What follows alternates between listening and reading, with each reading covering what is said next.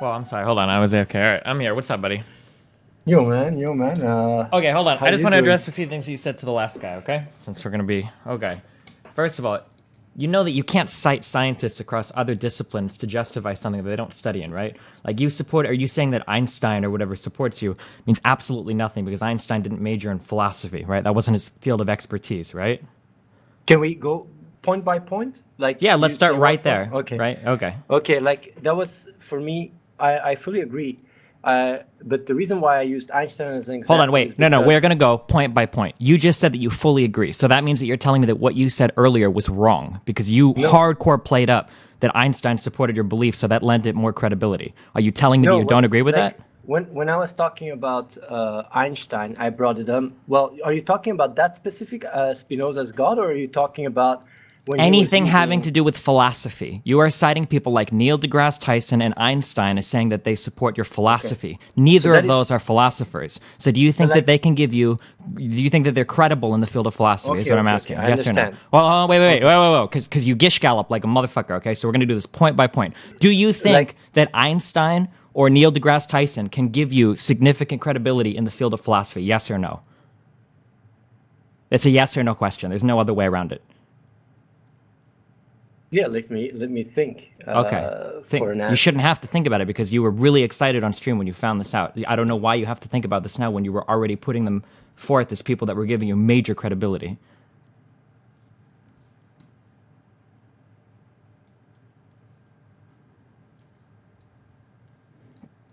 Okay, so can you define philosophy for me?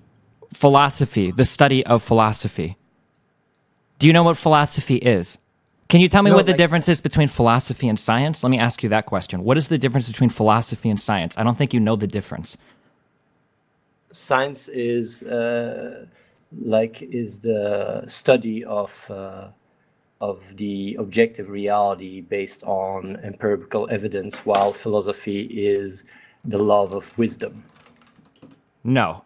Okay, science, you got the science part right, even though earlier you were saying there are no objective laws of reality, but we'll get to that later. Science is the study of objective reality. Science is the study of what is. Philosophy is the study of what ought to be. Those are your two huge differences between these fields. Okay. And earlier you keep citing all scientists. Everybody in academia, well, 99% will agree that science does not answer the question of what ought to be, which is the claim that you're making. It only answers the question of what is. Philosophy is what answers the question of what ought to be, which is the primary thing that you're dealing with in your brand of philosophy. But you keep trying to support it with statements from scientists that don't have anything to do with philosophy.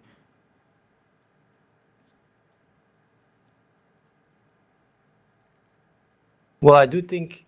Well, I want to really answer very focal to your question. Um, the problem that I have to really answer very short because I'm just trying to think how to comprise my answer very powerfully. I mean, we can go back. Why are you citing No, Einstein and Neil I think deGrasse it's Tyson as people that are supporting you? Why does that matter if they're not philosophers and you're pushing philosophy? yeah, but the thing is though, I believe that science has come to a point where it can understand the purpose and the meaning of life. How can you get And purpose and meaning and what ought to be from science?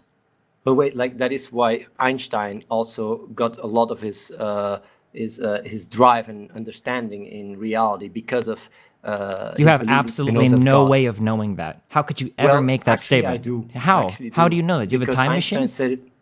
No, because Einstein actually wrote about it. Okay, so this is a second problem that you have. You have a very hard time establishing causal links between things, which lead you to believing things that could be nonsense. You have no idea how much Einstein's personal philosophy contributed to the scientific contributions that he made. You have no way of knowing that. He might have been Actually, Christian. You don't know that. And he might have actually, made the same discoveries. I understand, but I disagree because It doesn't I matter if you think. disagree. You're wrong. You can't Well, possibly let know me how much let me his tell why. philosophy Let contributed. me tell why. Okay. Let me tell you why. Because I think the same way. Okay, but you haven't made any contributions to science. You don't even have a background in academia in any of the fields that you claim to understand so much about. So It's how? not about contribution to science, it's about contribution to humanity.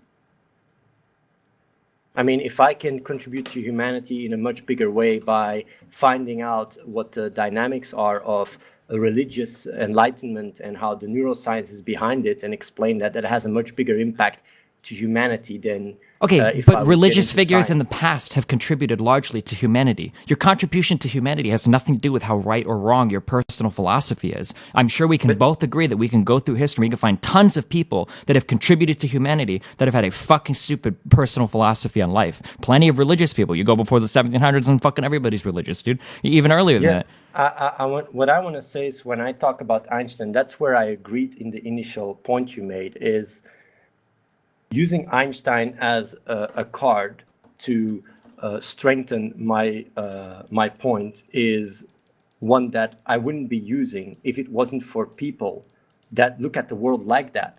Because if I give strong logical arguments, people just dismiss it. And that's why I gave the argument to him, because that's what I thought you were initially referring to when you talked about the Einstein example, is when he was saying all these scientists, I rather believe all these scientists than you. And then I said yeah, but do you know that Einstein actually believed the same thing? And that is okay, very but well Einstein documented. was not a philosopher, so I don't care what Einstein thinks about philosophy. but You the take a thing is, though, philosophy class, you don't study people who were in the Manhattan Project and to find out what they thought about philosophy. That's not how that works. Much the same way that if I were to take a science class, I wouldn't be reading about philosophers and what they thought about quantum mechanics. Yes, but science has made philosophy redundant, and That's not true. This is not just my opinion. There's a lot of even Stephen Hawkins says it. There's many Okay, a renowned scientist says it, not a Well, I'm just saying- philosopher. but the reason why a philosopher doesn't say it is because they make a living because of it. It's it's very hard to Okay, then I could say the reason a scientist doesn't say it is because they make a living of it.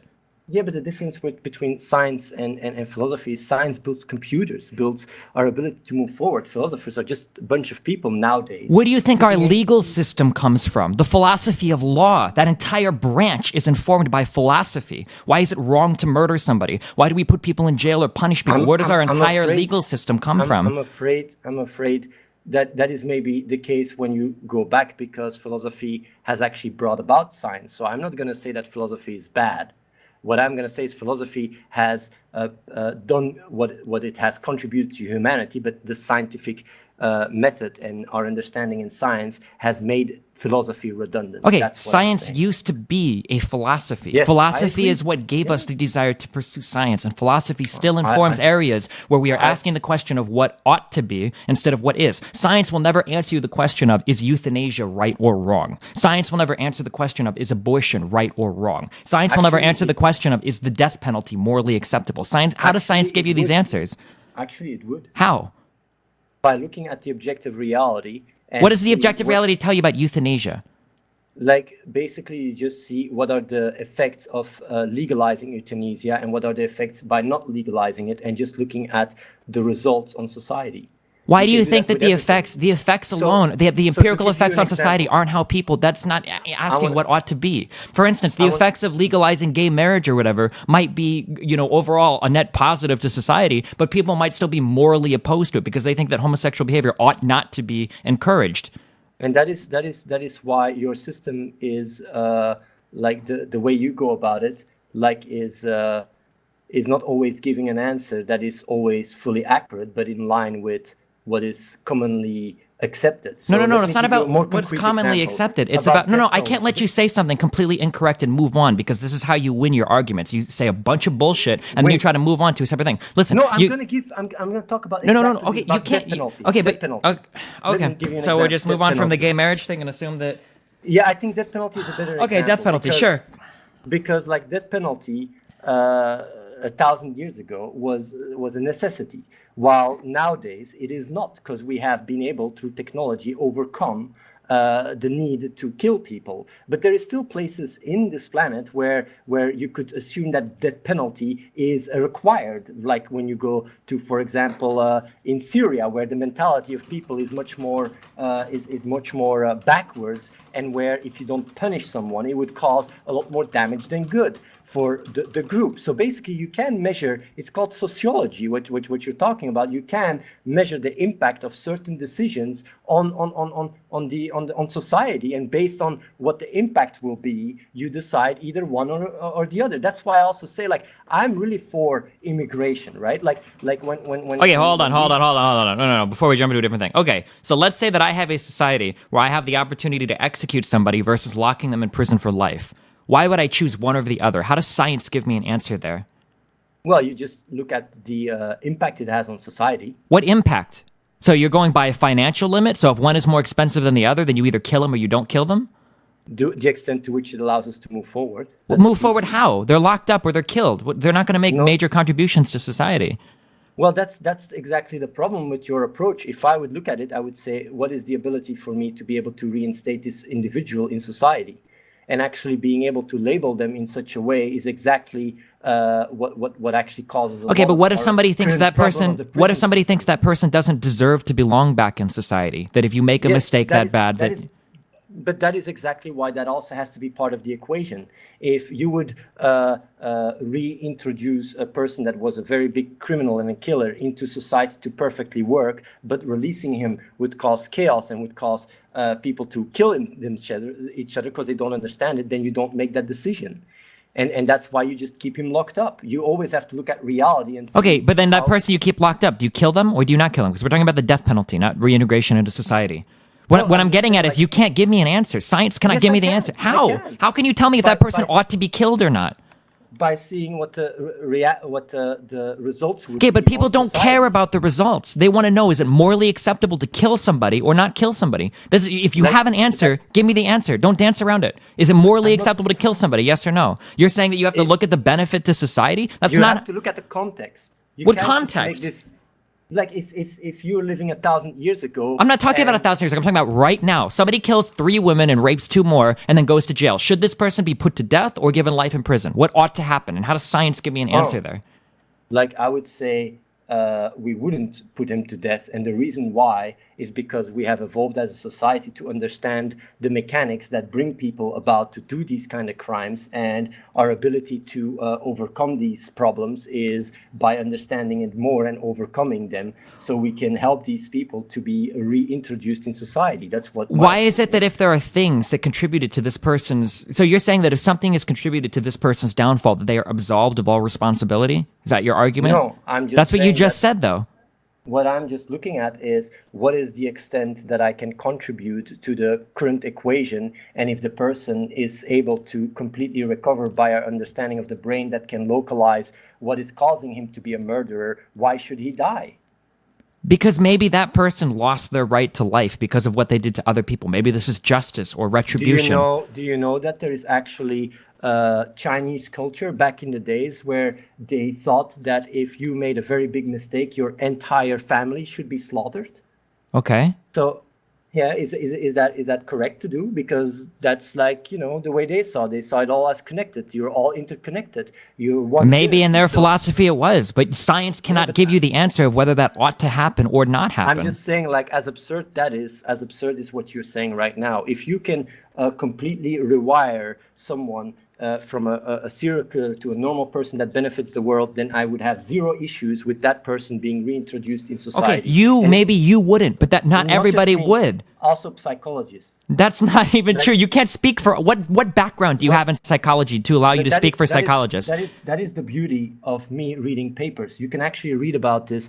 Psychologists say that the way we're criminalizing people is actually adding to the problem. Sure, I don't disagree with that. But you have no background in psychology to tell me what all psychologists... What is your background in psychology? Not all what is your background in psychology? I'm just saying, like... I want to tell me what your background in psychology is. I'm curious. Did you go to school for this? I went to university and I got psychology in university, and I also... So you took an intro to psych class, is what you're saying. On top of that, I also read a lot about psychology and neuroscience. I can study that. So what do you define someone that has a background in psychology? A degree? See, sure, somebody that has an academic background. You put yourself forth as an expert in all of these different disciplines, and you're like 30 years old with no college degree. So I have to wonder how much of your free time between playing poker and StarCraft and WoW did you have to read all of these papers to become an expert in every single scientific discipline? I'm not a, like, well, it depends how you define expert, of Okay, course. somebody that claims that they have unified QM with classical mechanics is worthy of multiple Nobel Peace Prizes, and you claim that in your theory of everything. So yes, I would say that you consider yourself to be an expert. Like, you don't, like, you were the first one to state that I would lie for any reason. My only reason for Athene's theory of everything and adding a scientific part to it is because I knew that would much more easily spread gods in the neurons, which was the initial part, and it worked. So you think that 5 million views. So you think that people? How many people do you think watched it because they wanted to laugh at it? That somebody with no background in any academic field whatsoever claims to unite QM and classical mechanics. You do realize that if you would have actually done that, you would change the world, right? Yes, not in whatever kind of YouTube video you're talking about. Like the actual scientific world would be altered forever. I fully agree on that, and that is exactly why, like, when I make this statement that my goal was to spread it, it worked. I mean, like, if you go, I've been actually looking a lot on the data and analytics on YouTube, which I have access to, and there was a lot of spiritual forums that talked about gods in the neurons exactly because of the scientific part, so it worked. To me, it's always about, like, achieving and reaching a big audience. That's why I asked you to start streaming for me to have a talk. I always measure and weigh in the extent to which I can reach an audience, and sometimes I have to compromise. That's how the world works. Okay, if you agree with that, do you understand where this is like textbook, like cult behavior, right? You understand those accusations then, right? Because you're giving me justification after justification for telling absurd lies in order to recruit people into your ideology that supposedly puts forth logic as its core value, right? Well, I think, like, the main issue is that what is driving you to have this conversation is what I'm trying to speak to, and it's your like, it's how reason for you is merely a tool, and whatever helps you achieve your actual goals, you'd use reason to do so, and logic, and that makes you less able than me to come to a strong logical understanding of what is around me, because my end goal is logic. It is what I am. It's okay, what I first of all, understand. those are opinions. Secondly, you completely sidestepped my accusation. So you agree then that there's no difference between you or anybody else other than you believe your philosophy, but everybody that lies to push their philosophy believes their philosophy, right? Well, you understand, you see the problem there, right? Let me answer that question. Okay. Like, I always look at the actual consequences, and you even admitted yourself that you would lie if it would save your son. You said it yourself. In a direct way, yes. Yeah, but but then we had an entire discussion about indirect and stuff, and like, you can even imagine that in an indirect scenario you'd be lying to save your No, son. we never established that. You tried to, based on a quote that I didn't actually say, but we never established that. We didn't establish that, but although I bet you agree that if telling a lie on the stream would indirectly cause your son to be alive, you would do so, because whether it's indirect or direct, if your son is dead, you wouldn't care about that. All of this is a roundabout sidestepping of your ideology, though. It doesn't No, prove... it just No, listen. Nothing that you're saying proves the validity of your ideology, because I could sell any brand of self-help bullshit to somebody that's suicidal and make them better off for it. It doesn't mean anything is particularly correct. There are tons of people that have religious epiphanies. Pinpointing your inconsistency. Wait, what do you think I'm being inconsistent on? Like, the inconsistency is that you would lie yourself if it means that that your son wouldn't die, whether it's directly. I said that I would lie myself in direct matters of life or death. Or indirectly. Maybe. Depends on how indirect we're getting. But you're not talking... Nothing that you're talking about is life or death, dude. Nothing. You're talking about selling an ideology. I'm actually afraid that it is between life and death. Because if you take logic as a core value, you become a lot more proactive, and you become a much bigger contributor to society, which results directly and indirectly in progression of humanity. Okay, look at how many sentences it took you there to get from your ideology to life and death. Okay, that should answer the question of how directly your ideology contributes to that. And also, it still doesn't prove, even if what you said was true. By the way. What? That's not a It is a counter-argument, counter argument. If somebody's holding a gun to my head and I could tell a lie for them to not kill me, I'll tell a lie and they won't shoot me. That's pretty quick. That's pretty easy. That's pretty direct or indirect. If I could kill somebody to harvest an organ to save my son, that's a pretty direct or indirect thing, okay? If I could preach an ideology and then some people could hear it and then they could live their lives in better ways, and then by living their lives in better ways, maybe they will have a direct or indirect impact on something. Right, you're getting into like 15 degrees of relatedness, okay? There's a huge difference here. I'm just saying, like, also, even if, okay, we'll say even if what you're saying is true, okay? I don't agree and I think it's wrong, but even if what you're saying is true, I could sell any brand of bullshit and achieve the same thing. That doesn't prove that that brand of self-help is correct. You could do the exact same thing, and people have done it in the exact same way with religion. I agree what you say, but the difference is this bullshit brand I'm trying to sell to everyone is based on logic and the objective reality. That's what you're saying, though. That's what you think. Everybody says that. Every religious person says that they're selling a thing based on reality. Every single person says that. The difference is mine is based on scientific method. You can come with your flower power cures against cancer, but if I base myself on actual statistics and scientific evidence, I'm not going to go and take these flower power things to cure my cancer. Can you name me any scientific paper that in the headline made a claim as outrageous as unifying QM and classical mechanics in order to push some kind of fact in the paper? When does this happen in science? How is it scientific to lie about knowledge in order to get people to believe what you're saying? To me, it's not so much about coming across from a scientific perspective. To me, it's about having the biggest impact in the actual reality. And the funny thing is, there's a lot of people that actually tell me, like, can you please come out with papers and stuff? There is almost 5,000 papers that are being published every day, and nobody cares. The reality of where we live in is one that is more like intersubjective than anything else. So I speak the intersubjective language in order to be able to progress the scientific mind. Sure, I agree with what you're saying. Okay, I understand what you're saying, but then can you please stop saying that you believe in the scientific method or science? Because what you're saying is science doesn't work anymore. Papers don't work anymore. Peer review doesn't work anymore. So I'm going to use bullshit, kind of like self-help, social media stuff in order to push my ideology. I feel like you're starting to see more and more how I think. No, I know exactly how you think, dog. You even though you're trying to make it sound like crazy, it's more and more. It is crazy. It starts to sound more and more like the world we live in. I know what world we live in. But just because we live in the world that you live in and the world that you want to live in, right, are two different things, right? If there are bad things in my world, I would do my best to change those bad things, not by perpetuating the bad things to do it. That's an ends justify the means shit. The reason why you're crazy isn't because of your bad arguments, it's because you're claiming to have this massive scientific knowledge across multiple fields that are completely unrelated, like neurobiology and quantum mechanics, and you have no academic background whatsoever. So what about lying about your son in order to keep him alive? What about it, dude? You're bringing it up as of doing anything bad. Lying could be considered as bad. Is something that is immoral. Do you think that lying to push your ideology is saving lives in the same way that in a direct yes or no question could save the life of another person?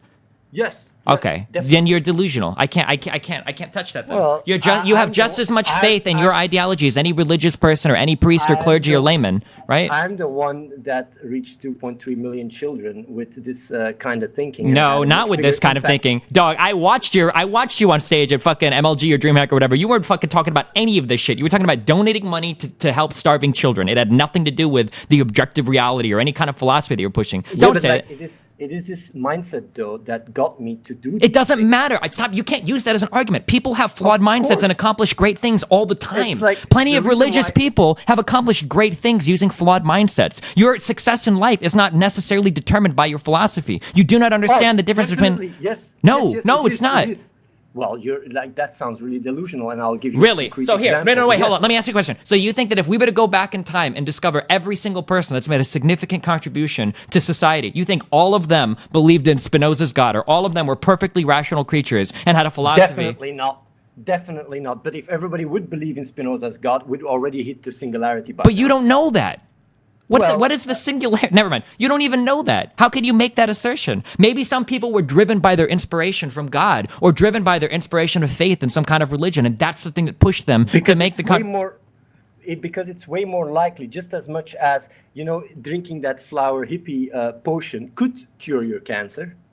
Like, just as much as playing lottery could make you a millionaire, yet you don't do it. You always go about life in a statistical approach. Like, you always want to do what the odds are best for you. And having a mindset that is aligned with the objective reality and using logic to guide you will get you much better results than one where you base yourself on an idea that goes against it, and that's all.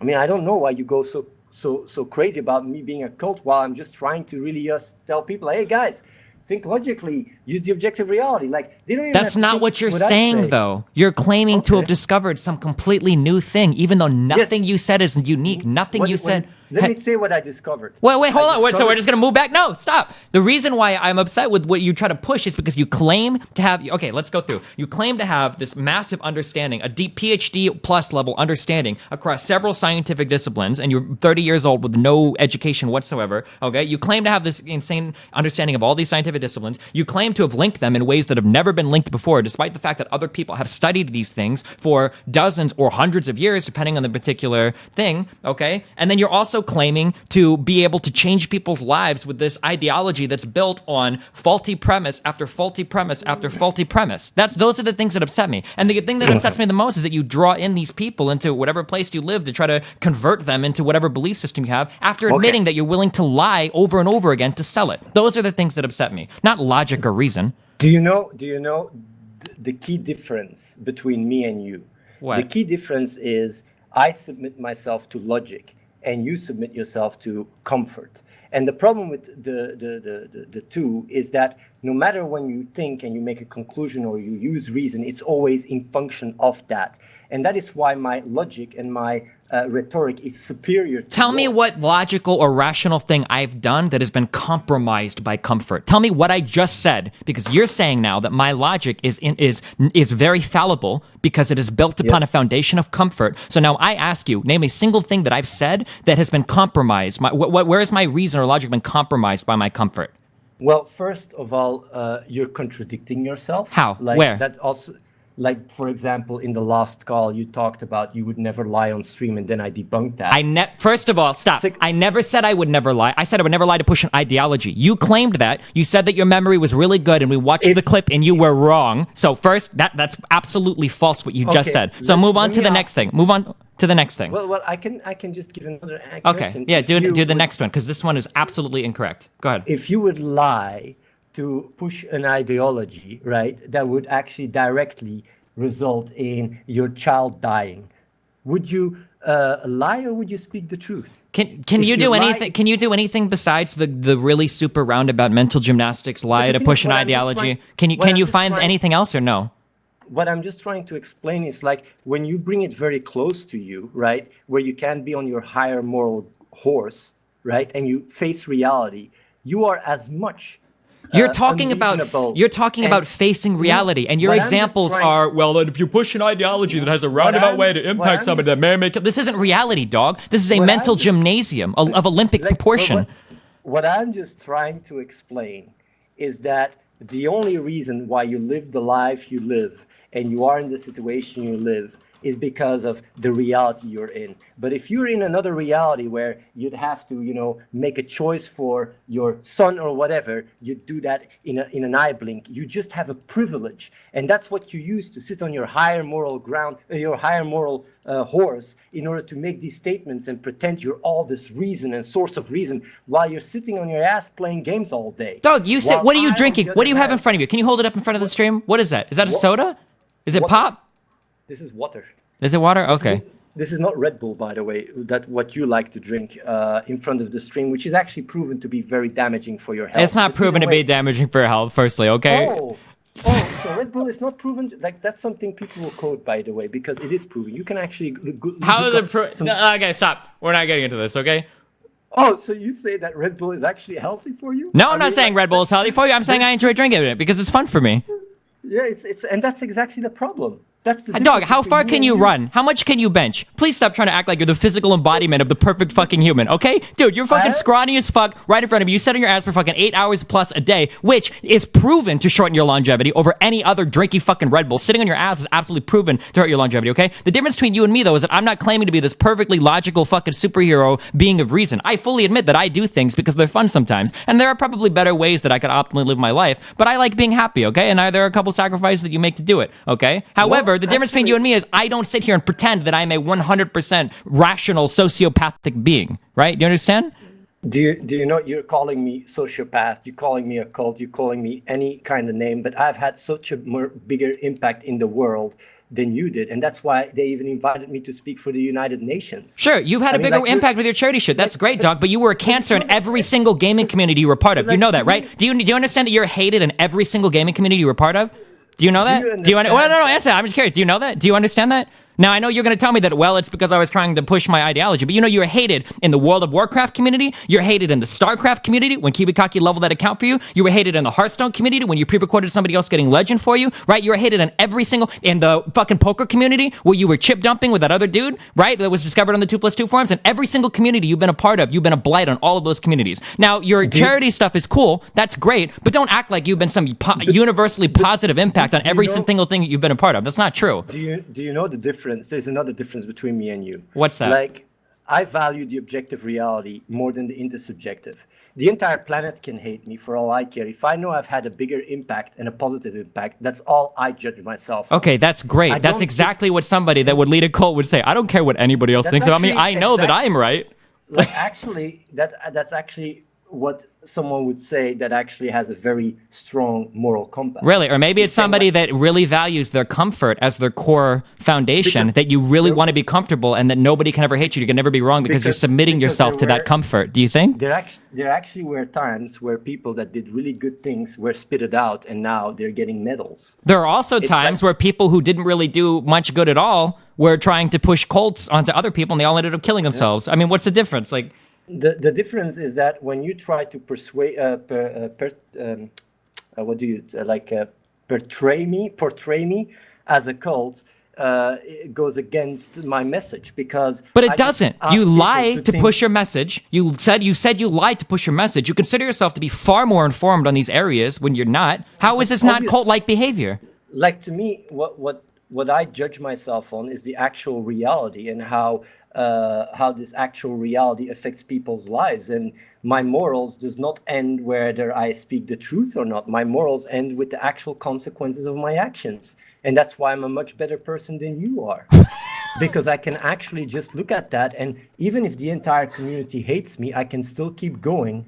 And dog, I've gotten hate from a community before. The difference is I don't have a hospital full of people constantly giving me affirmation. It's pretty easy to feel comfortable with what you're doing when you're partnered with shit tier companies like G2A to make a fuck ton of money off of these fucking sites, and when you've got an entire building full of people that buy into whatever ideology you believe in. Like, why don't pretend that it's taking you some. Do you know, by the way, that this G2A sponsorship has caused us to raise a lot more for charity because the fees. Wow, dude. Lower. Yeah, nice job. That's awesome. But I'm just saying, like, that is how I look at things. When you try to use your moral card of like, oh, games, you're hated in games, oh, you cheated in League of Legends, or you cheated in Hearthstone, or you cheated in StarCraft. Do you know how silly it sounds when you compare that with actually living people, like kids dying? Do you know how silly it sounds? And that's the problem. That's the problem with you have solved the ends justify the means, dude. That's amazing. You should be submitting papers on this shit because your logical statement right now is that you can do any horrible thing you want as long as something good comes out the end of it, dude. You solved this is like a universal problem that we've asked for ages, and you have the answer, dude. If the most horrible thing you can pinpoint is how I cheated in the games you mentioned, then like that sounds really But that's not the most horrible. That was a nice straw man, but that's not the most horrible thing. Can you please stick to rational arguments if you claim to be a bastion of rationality? Here are the problems with what you're saying. Twofold. One, okay, you might have been able to achieve everything you did without being a massive piece of shit, but we don't know that unless we can access one of the multiverses that you think exists, right? We don't actually know that. Maybe you could have done just as much donation to charity without being a huge piece of shit. Maybe, in another reality, maybe there's an Athene that was able to raise even more money. And that Athene is saying, I disagree with the people that use morally reprehensible ways to raise money because I think you could do it more by being a better person. But we can't access that reality. But hey, maybe that happened, okay? I want to ask you a question, by the way. Sure. Destiny,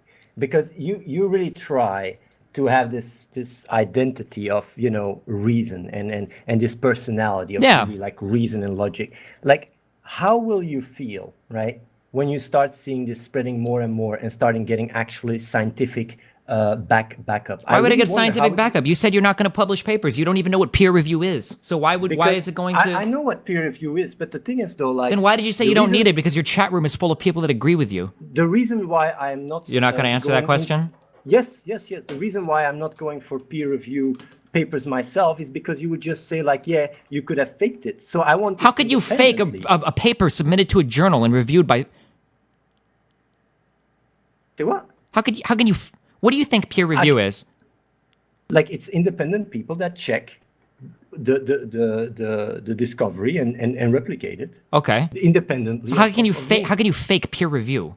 How could somebody claim that you fake I'm peer just saying, review? like I'm not saying faking preview. If I said that, I misspoke. I mean like fake my own data. I can come up with data and say like, hey, look at this. People like in the Okay, you know that if you people fake your own data, that's what peer review is for. Nobody will be able to replicate your results, right? Yes, but what I'm just trying to say is like the peer review is not something that is in my hands. I can't do it. I have to have scientists do it. And when do scientists peer review something? If there is enough interest, if the people are talking about it, if there is a budget, and pushing this the way I do will generate this interest. So there is a budget for the peer review. Okay. I understand how science works because I've talked to a PhD in quantum chromodynamics that works at CERN, and he said this is a big problem. There's a lot of very interesting things to do research on, but there is no budgets. And at the end of the day, a lot of it boils down to politics. Sure, and of that course, is what of course. I'm doing. I'm just playing a very smart game. Okay, so where then we'll I see. Then we'll wait and see. We'll wait and see for the peer review then. But you can't really use that. Like, how are you going to feel when I'm absolutely correct about everything? Well, I mean, I can ask you, how are you going to feel when nobody peer reviews it, or people try to peer review it and it's absolutely debunked, or there's not even enough scientific data to peer review? What I'm just saying, like, the reason why I'm mentioning this is because I don't let myself be influenced by the intersubjective reality the way you do. Like, I don't try to have this identity of like, oh, look, I'm the reason, the name of reason or whatever. Like, I don't have an emotional attachment to it. And I think all the hate... How can you say you don't have an emotional attachment to it when you're sitting there laughing at your chat, being like, all of these haters that hate me are going to be Athenists. How does that feel? And you're sitting there laughing about it with your smug little face. How can you say you don't have an emotional attachment to any of this? That's such an absurd claim. Do we want to go back and find clips of you laughing about how smug you're being, about how everybody's going to be an Athena someday, and then you want to tell me you don't have an emotional attachment to your ideas? Like, it's not about... I'm emotionally attached to logic. That's the only thing. Okay, so you do have an emotional attachment. So what you just said was absolutely incorrect, that you don't have an emotional attachment. You were wrong. You were wrong about what you said. You said... Can somebody clip what he just said, that he said he has absolutely no emotional attachment? You did this to me yesterday. I'm pretty sure you could tell me now you misspoke. If you want to say you misspoke, that's fine. But don't tell me that you didn't just say what you just said. But the difference between what you're pointing out now and pointing out later, last time, we had almost a half an hour argument about it, and then you crawled back. Like, I didn't crawl back on anything. Like, That's the problem. Saying, like, You seem to have this idea that you crushed me in this last argument. I made a couple mistakes. The biggest mistake I led is letting you talk on and on and on. And you've even done it this time successfully. There have been several questions I've asked you that you never gave me an answer about, right? That you can't, because you can't provide answers. What am I illogical about? You didn't answer that question. And there were multiple... the very first question I asked about citing people like Einstein or Neil deGrasse Tyson as people that support your philosophy when they have nothing to do with philosophy. These are questions. Every time somebody gives you a question that you can't answer, you dodge, and then you start to recite Wikipedia information about these fields that have nothing to do with what we're talking about. Like, no, that's your mode of operating. Like, the problem is, if you ask a complicated question and you just expect a yes or no answer, this is literally the problem. Like, and that's why I'm thinking, how can I actually, in a most concise way, satisfy your but that's not true. These are only difficult questions if you don't understand them, or if you're irrational. Can somebody across a different discipline affirm something across another discipline? Can a doctor of philosophy give you good information on whether or not you should get a heart transplant? No, of course not. That's not their area of expertise. It's very easy. The problem is with the statement you're making is it's contradictory, because science makes philosophy absolute. It doesn't, though. What do you mean? Like, our understanding in science is giving us answers about purpose and meaning of life and everything, even about morals. When you were asking No, me, science should has we kill never this given person us or not? science has never asked or answered what is the meaning of life. How has science ever answered what the meaning of life is? I'm just saying, like, now it's starting to be able to answer these questions. That's How? why How can science give you the meaning of life, dog? by understanding what you are. How does understanding what you are help give you a meaning for life? This is a question of philosophy. Science will never answer this question. That is, I don't agree with that. If you understand what you are, then you understand what the meaning is of your life. So okay. Well, in that case, I understand what we are. I know what the meaning of our life is in terms of what we are. If you look at how your body is designed, the meaning of your life is to reproduce and survive. No, it's to evolve. No, There's actually how does people, evolution like, happen? Through reproduction, right? So the meaning of your life is to fuck and kill and survive. That's Like, that's the meaning of life. Do you disagree or agree? I disagree because you don't see cells fucking with each other, just so you know. Like, What do you mean? they Because cells split. don't have to fuck. They undergo mitosis. It's a totally Yes, different thing. That's why the explanation is not just about fucking. It's about reproducing and evolving in a way that is more in line with the objective reality. Hold on, That's literally no. what we are. How can you tell me that my purpose in life is not to reproduce and survive? Tell me how it's not the purpose in life. It is. Say again. Tell me how you get the purpose of life or whatever. How do you get a purpose of life that is different from reproduction and survival? Okay, because there is many cases where humans have sacrificed themselves for the benefit of the group, where they didn't reproduce and survive. It's about the collective. It's not about the individual, and that's why we have an empathic part in the brain as well. Okay, so you're saying that some human sacrificed himself so that more people could reproduce. Well, So I'm it just is saying, about reproduction and survival. it's These about- behaviors that you're talking about, this quote-unquote evolutionary biology, the idea that we have empathy ensures that colonies of people with empathy will be more likely to survive than colonies of people without empathy, right? And this all goes back to reproduction and survival, right? No, I wouldn't say it's just reproduction and survival. What else is it? Because when you look at, for example, because the problem is the way you define reproduction and survival is relative to the individual, while I'm talking about more a collective. That's the difference. Reproduction And of the collective is just multiple people reproducing. Well, when you look at it from a collective perspective, it's not just about, reproduction. It's also about evolving.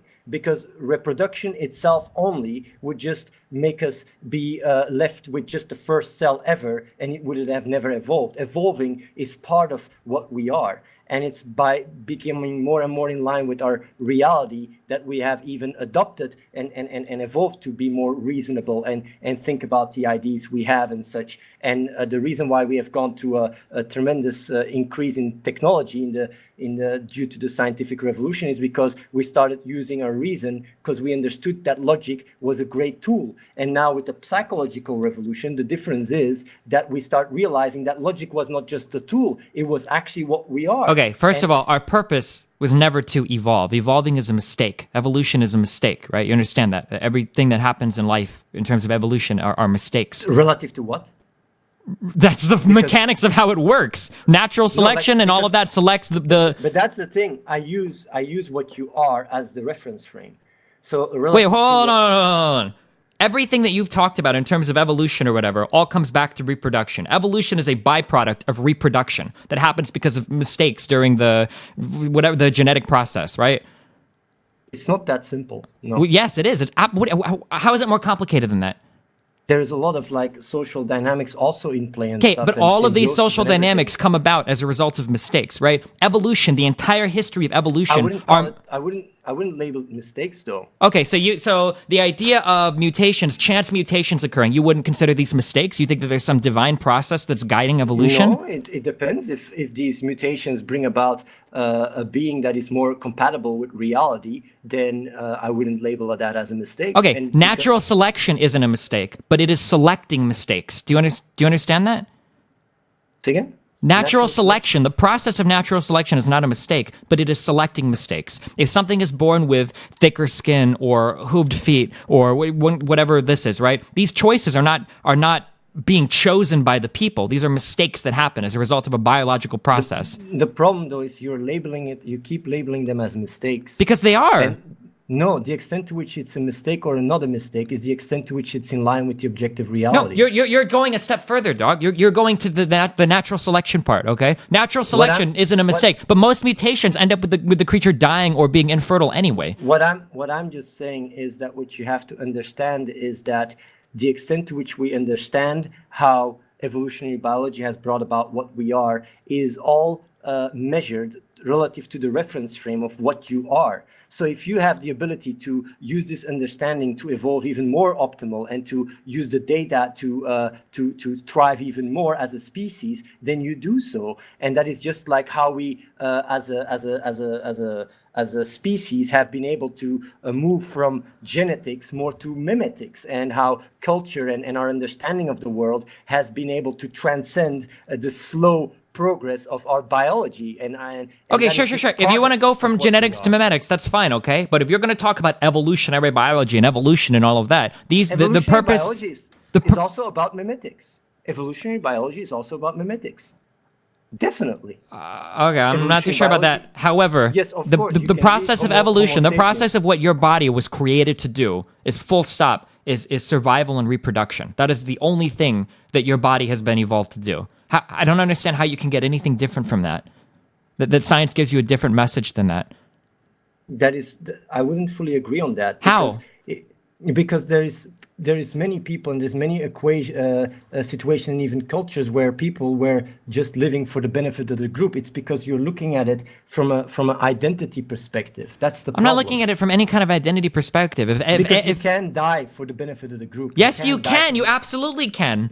If there are two identical groups of people, and one of them were more empathetic than the other, and the other one gets eaten by wild boars, but the other group has one person that throws himself in front of the boars and everyone else survives, then that group that has the empathy has a greater chance of reproducing, right? It all goes back to reproduction. But when you speak about reproduction, it's important, or evolving, because it's also about, what you call mistakes. I wouldn't call them mistakes. I would call them adaptations that make us more and more in line with reality. And if it wasn't for that, we'd still be seeing ourselves. How do these adaptations occur? Like, it's just like changes in the DNA. Okay, how does the change in the DNA occur? Well, it's just like when you look at it's just chemistry. Sure. What causes the change? How does it change to adapt to its environment? Well, it's randomness. Yeah, random how? Where does it come from? It's literally an error in RNA transcription. It's a mistake. No. Yes, it's an error. Yes, this is what evolution is. The problem you have chance mutations that occur as a result of an error during RNA transcription or whatever, right? You are labeling it negatively as error. Because the vast majority of the time it results in the death of the creature. They are absolutely errors. But if it wasn't for that, we wouldn't exist. Sure, so but what I'm telling you is that they are errors. That's what it is. No, I don't agree with that. That's fine if you disagree. Then you can say, I disagree with the entire scientific community about how evolution works. Can you say that? Humans were an error. Yes, of course. To some extent, kind of, yeah. Like, the way I define it is I look at the reference frame, which we are humans, to define what is error and what is okay, that's error. A great subjective, nice, flowery, feely way of looking at it. But can you please tell me, Destiny, I, Athene, disagree with the entire scientific world about how evolution works. Can you say that, please? No, because when it comes down... because I'm just trying to make sure, even a scientist, right, when he hears, it's about the linguistics. When you name it error, right, people immediately connect it to a negative feeling, right? And I just, there's other words that scientists would also go okay, I can understand that. And it's about the emotional loadedness that error has. And that's why I say I don't think error is the right word to define this, because it would trigger people a negative emotion, while evolving and evolution... All right, dude, you did it again, man. You weaseled your way out of it by redefining the word. All right, what do you want to talk about now? No, you did it, dude. You redefined the word. It is an error in every sense of the way. RNA transcription is supposed to copy something one-to-one, and sometimes it fucks up, so that's an error. But you want to redefine it as something different to make it feel better, so I don't know. I can't win, dude. You got it. the problem, Destiny, is that you have to understand that language is a tool to communicate your message. Yeah, I agree. That's why when you go and take a class on like chemistry or biology, sometimes they'll use words that make you feel better about yourself. And then when you read like, well, wait, teacher, this doesn't make any sense. And I'm like, oh, no. They just put that in the textbook because they know that you'll feel better about it, right? That happens all the time, right? You're not listening to what I'm saying. Like, if you understand how communication works, then you're better off using definitions and concepts that communicate your message better. And since people are emotional and listen emotionally, you're better off like defining the words and using the words that speak to their more emotional compass, because that's how you get more better results. And that is, at the end of the day, what I judge everything on, is the actual, results on reality. So to me, it's not even about how words are or defined words. It's about how do I have a practical, better results. That's all I care about. Okay, so then can you at least agree to me that by the definitions of the words that evolution occurs via plenty of errors during RNA transcription? Can you agree that evolution is the result of many errors, even if that without worrying about like what? Let's just pretend that the normies can't hear us, the people that are emotional, because we're not emotional, right? We're super logical. Okay, can you just tell me then that you agree that evolution is a result of these mistakes made during RNA transcription? Can you just admit? Can I hear that? Okay. Okay. So I just Googled error, right? And an error is no, wait. Can you tell me this?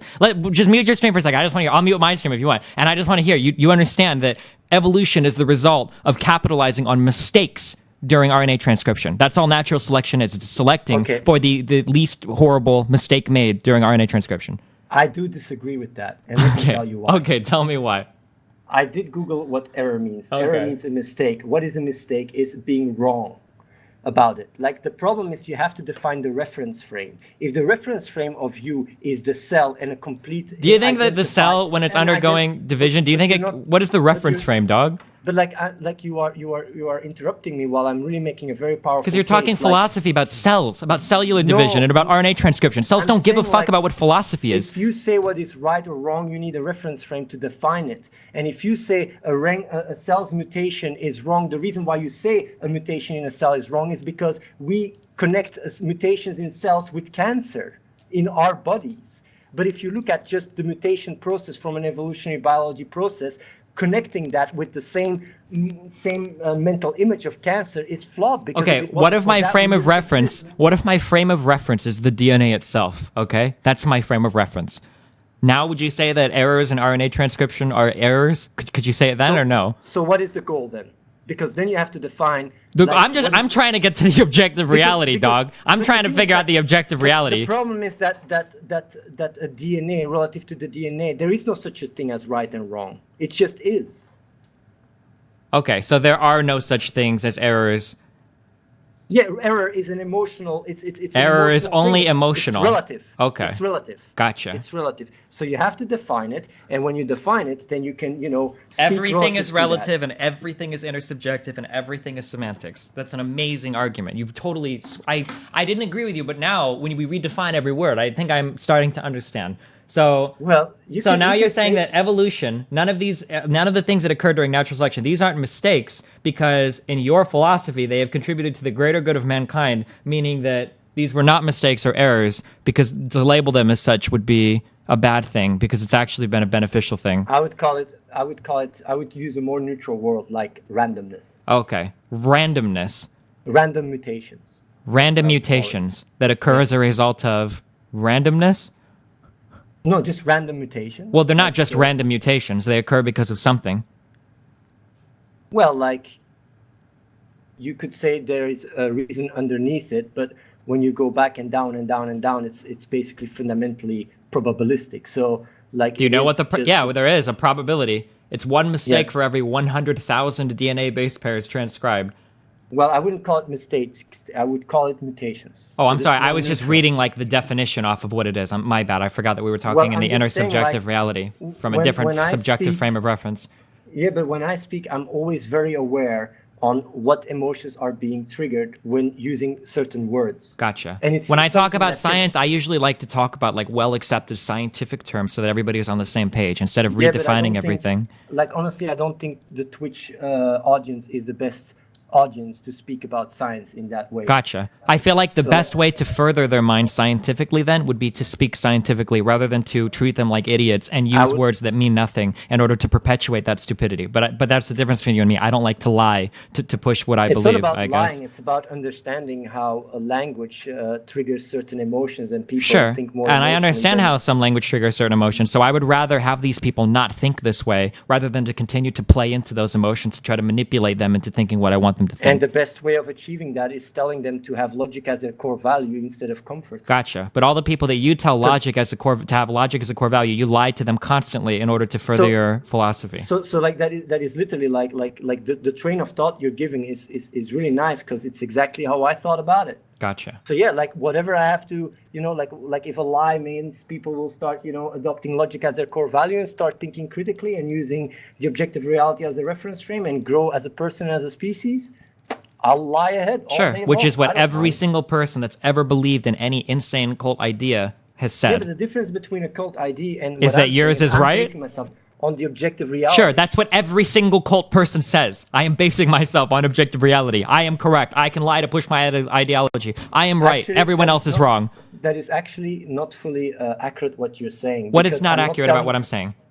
Because I'm not telling people what to believe. I tell people to think critically for themselves. If that is for you a cult, You don't then tell join people to my think cult. critically for themselves. You give them a say four-step constantly. program to buy into your personal philosophy. It's not telling people to think for I themselves. tell people to think critically for themselves all the time, but I'm telling them in order to be able to think critically for themselves, they have to understand how their brain works. And if they value on a fundamental level comfort, they will always use their reason to fulfill that Okay, so comfort. what you're talking about right now is a philosophy.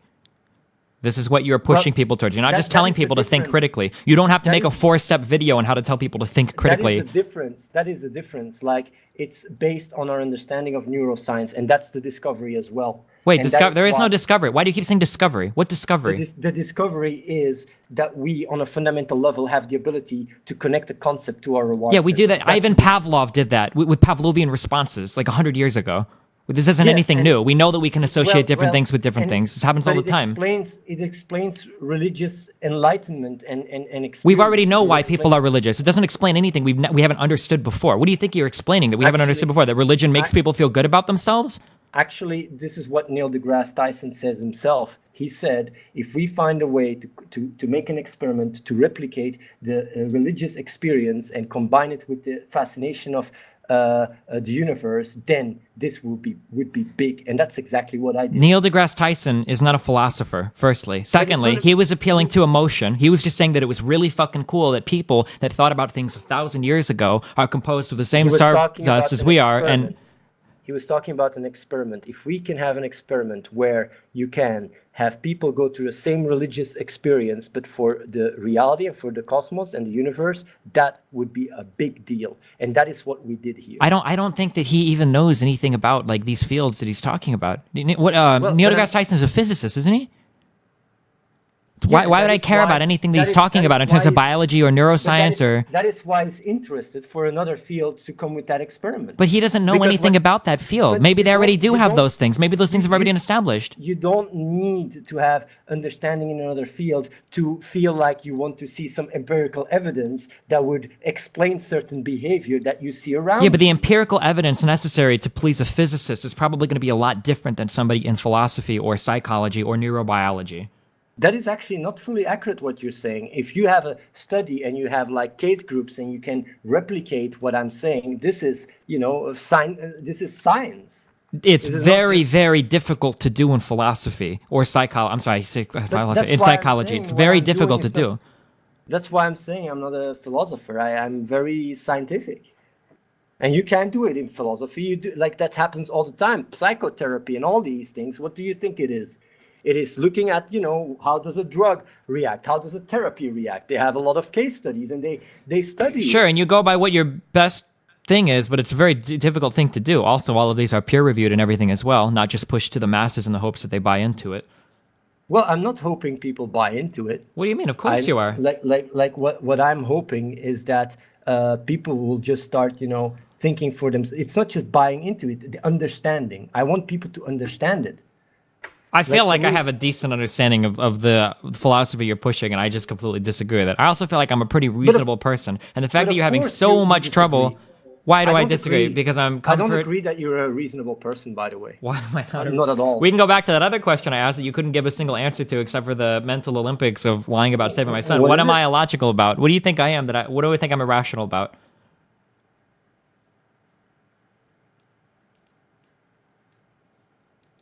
Well, the problem with that question is the answer will be long. Like, that's the Okay, problem. let's go ahead. Give me a long answer Okay. on things that I'm irrational about. That is more than just, well, you don't agree with me, What- so you're what is- irrational. Like what is driving you is not reason. What is driving you is comfort. Okay. And you use your reason. And to reason, but achieve reason your drives comfort. you because No, to me- it makes you comfortable. How are these massively different things? What is it that drives me is logic. Why does That's the logic drive difference. you? Because it makes you Because comfortable. because I know that is what I am. Actually, no. I could perfectly sacrifice myself if that was the logical Okay, thing but to do. yeah, because logic makes you comfortable. This is an No, it's not age-old because- question of utilitarianism. Can anybody really be? Actually, I don't agree with that. Okay, like, that's strange I because could- in the last argument we had, I think even in one of your videos you said that you embrace logic as your core value because you understand that logic will give you all of these good things, which is a will- roundabout like, way it of saying provides- that it provides because you with it comfort. provides more safety. Yeah, It provides safety, more which is safety. another word for comfort. Yeah, but like when I say these things, it's to speak for people that didn't have logic as their core value. Once you embrace logic as your core value, you don't care about your safety or comfort anymore. It's just like someone that believes in God and doesn't have an issue blowing himself up. I'm not saying that I'm going to do that. Okay, but hold I'm on, just hold on. saying, You're like, mixing up two totally different things. When we talk about comfort, you are talking about your mental state of. How about to use your own words? You're talking about a lack of duality when you talk about comfort. Do you agree with that? Your definition of No. comfort. Okay, tell me what you mean by when you say comfort then, because you're using comfort in two different ways. You're using comfort in terms of how well you feel about your mental state, and then you're also using it in terms of physical comfort, like blowing yourself up or whatever. So tell me how you define comfort, okay? I would say like what you said, the first thing. Comfort is basically settling to what provides you safety. It's settling with it. That's what comfort is. Okay, and you're saying that your safety is logic. So how does that not mean that you're embracing comfort because you've made your new safety logic? I never settle. What do you mean? Like I never go like, okay, this bubble, I'm happy, I'm settling with this. I never do that. But I you want just to said you do evolve, I that with want to grow. logic. Say what? You just said you did that with logic. How I mean? You said that you embrace logic because that's your new safety. As logic. What I'm saying is I define how comfort works. It's settling for what provides you safety. But if logic is what provides you safety, you never settle. The problem is not so much that, how your brain works, but is the negative side effects. Comfort just has much more negative side effects than logic. It slows down your growth and growth of society, while logic makes you keep pushing Okay. yourself to try and evolve and more and So more. That's the difference. but that's not true for everybody. If you're super religious or whatever, that can explain just as much as logic can. So you're both settling for something different. You're settling for Yes, logic. and that's why I would Yes? say someone that believes in God doesn't have comfort as their core value either. A true believer, a true person that truly believes in God doesn't have comfort as their core value either. Okay. So now what's their core value? God? Okay. So what's the difference between God and logic as a core value? That logic is our actual creator and God isn't. How can you even know that? Because it is much more likely, and because my God has provided for everything it's I much have. more likely. It's interesting that you would Like- say that because the guy that you just argued with, you got into a really heated argument with, and you told him that it's not fair to say that something is more likely because of our current frame of reference or whatever. So why are you allowed to say that now? Because I base myself on everything around us and all the evidence that points towards how logic has. brought Okay, but when about that caller that argued with you earlier said that all Yeah. of the evidence points to the fact that we'll never overcome entropy, you said that No, argument was illegitimate because in 1,000 like, years we might I be somewhere different. I said that overcoming entropy is very unlikely. I do think so as well. But just as No, much as no, our stop. No, you did not say that because the caller said that. He said that it was very unlikely that we would ever overcome entropy, and you said, "Well, you can't possibly say that." Somebody can go back and clip that. Do you disagree with that? That's what you said? Do you disagree with that? Actually, people can go back and clip it, and there is a part where I answered that, but I gave more context, and there's also another part where I exactly said that changing entropy, I think that's unlikely, but I do think that science, just as much as we found ways of maybe with the M drive or the warp drive to go faster than light, or actually outdo what our current understanding is with tricks and such. The same, I do think that towards the future, the idea of us destroying ourselves for sure is something I wouldn't base myself on to justify being an asshole. Okay. So do you think that so then when that caller said that it is highly unlikely that we'll overcome entropy. I agree that it's highly unlikely that we would overcome entropy. Oh, okay. Well, that's great. I'm glad you're saying that now because you didn't say that at all with the last caller. I don't know if Jacob is still here. I know for a fact that you didn't.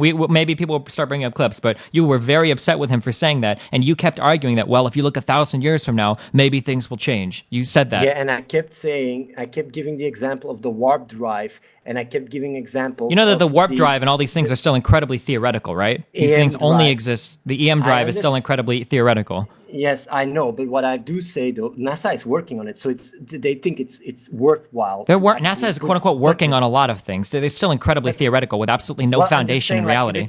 If it's completely crazy, they wouldn't be working on it. Like I'm just saying, like there is quite some scientific theories that might explain it. But what I want to say is that what I said earlier, and I'm saying the same thing. When he said like, oh yeah, you can go faster than light, I said, no, you can't go faster than light. And I don't think we will be able to go faster than light because I do understand that the laws that we are subject to are unlikely to be broken. But that doesn't mean that there is like that, for example, we shrink space and we expand space and find ways around it. Just like the AM drive works with bouncing off to virtual particles. And basically the thing what I'm trying to say is at the end of the day, it's about understanding that we have the ability to not have a full understanding of the future, and to understand that everything has an explanation. And when it comes down no one disagrees with any of this. Okay, everything likely has an explanation. Sure. Okay. You said that laws that we are subject to are unlikely to be broken. Why were you so upset earlier when the last caller said that there is a reality of laws that exist independent of humans? Why did you get so upset when he said that? He was talking about absolute truths. Okay, what's the difference between a law that we're subject to that we can't break and an absolute truth? That it is not certain. So you don't think that there are any certain truths of the universe? Even if we can or cannot perceive them? I think that is unlikely. Why? On what basis? On base that everything is probabilistic. So do you think like gravity is probabilistic? That one day that it might just not exist anymore? Well, actually, that is definitely possible, yes. You know that gravity didn't even exist at the start of the Big Bang.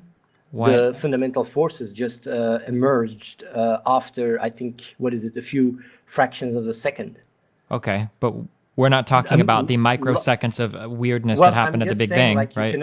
I'm just saying you cannot say these are absolutes. Okay, but that's kind of the universe that we live in, that we assume we live in, right? You know that all of science is built upon the idea that the laws of physics and everything operate the same. That is exactly why I base myself on it. But I'm just saying you can be absolutely true because it's dangerous. When you think in absolute truth, you disable yourself of giving you the benefit of being ignorant. I would never claim that I'm that I'm fully known and these things are absolutes. Definitely, if I don't even know if I exist. Okay, this is more philosophy than physics now. Well, I was talking about the fact that there are probably some absolute truths of the universe, regardless of how we perceive them. But I guess you disagree with that with no basis whatsoever. No, I have a base because. And what is your basis? That maybe during the fraction of a few seconds after the Big Bang, these things didn't exist. That's your basis?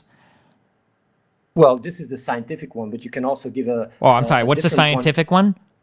The scientific one is that these forces haven't always existed based on calculations of the Big Bang. So like if the objective reality already tells you that it's not always been the case, then that is already a disproof. But you can even go further and say, in order for these laws to exist, you need a subjective reference frame.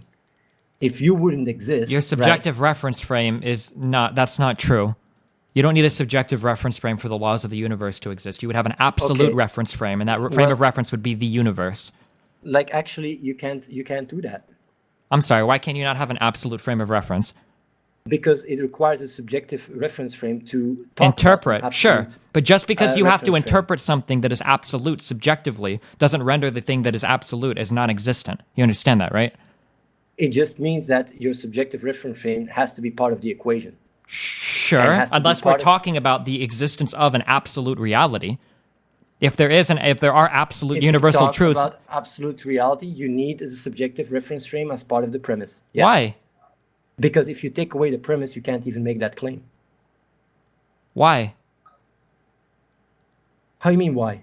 Why can't I say that there are absolute truths of the universe, whether or not we can or cannot perceive them? Because if you wouldn't exist, you wouldn't have this conversation. You wouldn't even be able to make that claim. You need a subjective reference frame to make the claim. You can't just say there's an absolute universe independent of anything, because if you take yourself out of the equation, then there is nothing. Like you can't even make the claim. You can't even speak. You don't even know if time will exist if you take yourself out of the equation. Okay, so nobody can make any claim about anything because we're all subjective beings then? Subjective reference frame always has to be part of the premise, yes. Even when you're talking about an absolute frame of reference? Definitely, yes. Yes. Okay, always. I disagree. I think that's idiotic. I think you can speak to an absolute frame of reference. I think that all of us can agree that there is an absolute frame of reference that we all subjectively experience. I don't see why I can't make that claim. Do you know what's actually funny? That what I'm saying right now is something that almost all philosophers agree on. What do you think that you're saying that all philosophers agree on? Almost all, like that you need a subjective reference frame to make a claim. Sure. So basically you're telling, like I'm just saying, like there's a lot of very big thinkers that say that you can't even speak about absolute reference frame the way you're talking about it. Sure, you can't make any claims about it. You can't say things like, this is what the absolute frame of reference says, because we perceive everything subjectively. But we can still talk about whether one exists or not. Yes, but you need a subjective reference frame to be able to even talk about it. Okay, I think we should move on. I don't think we're going to agree on this. I think we should move on to the next. But the thing is, though, like honestly, you're saying you don't agree with this, but man, a lot of your viewers are going to go like, Destin, you really dropped the ball there. Because this is a really obvious one. Okay, dude. I don't think that's going to happen with very many people, dude. Every single argument that I've given you that's backed you into a corner, you have redefined something, you've changed semantically something, or have you said, this is subjective, no, this is subjective, no, this is subjective, when every single thing I backed you into a corner on, dude. You know what's funny? Like, the more intelligent people from your chat will really say, like, Destin, you really dropped the ball there. Yep. Okay. I can guarantee you this. Gotcha, dude. And also, you will read up on it and go like, oh, okay, I shouldn't have said that. Sure. I can say that now. Okay, but you're not going to say that about any of the retarded things you've said, though, right? Like RNA transcription isn't an error, and, you know, like the fact that comfort is probably my core value underneath my logic, like I've been saying, or the crazy things that you... Oh, no, because every time you lie about something, you can say that you're lying about it to further your ideology, so you have that escape. So when you claim to unite QM and classical mechanics, when somebody says, you dropped the ball there, Athene, you'll be like, no, I didn't drop the ball. I only lied about it so that you would say that I dropped the ball so that you notice it, right? That's like such an awesome platform to argue from. You're never wrong about anything. Do you know that? You want to know? No, actually, wait. I'm sorry. One more quick thing. You know what happened there, dude? I actually dropped the ball there just because look how much chat is saying that I dropped the ball. That's going to make more people watch this YouTube video, and they're all going to come here and agree with me because I dropped the ball there. I only did it because I'm trying to further my own views. Did you know that? You said that you don't want to lie on the stream, so you just contradict yourself. Yeah, but I said I don't want to lie. No. I said I don't want to lie so that people think I don't want to lie, because what I'm really doing is I'm manipulating the inner subjective reality where people perceive people that don't lie as better than people that do lie. And I know that if more people perceive me that way, they'll come and watch my videos where I'm free to lie to them because they think I'm not going to lie, Athene. It's the inner subjective reality, dude. I'm just playing it on another level, you know? Actually, if that is the case, I have to give you props for that. That would be quite intelligent. But I'm afraid you're not that intelligent, though. Wow. I'm glad you think that. Because that means I can always be one step ahead of you in the inner subjective reality. Well, if you were really that many steps ahead, right, then you'd be, having logic as a core value and be preaching. Maybe logic already is my core value. That's why I have 4,600 viewers right now. I know that logically, that if I pretend not to understand having logic as my core value, I know that I can manipulate that in order to get more and more viewers in order to do it and hype up all this fake drama. Maybe I understand all of these situations far better than even you do, Athene. That's why when you started this conversation, you had 1,150 viewers and now you lost 100. Maybe I'm really the one that's multiple steps ahead, Athene.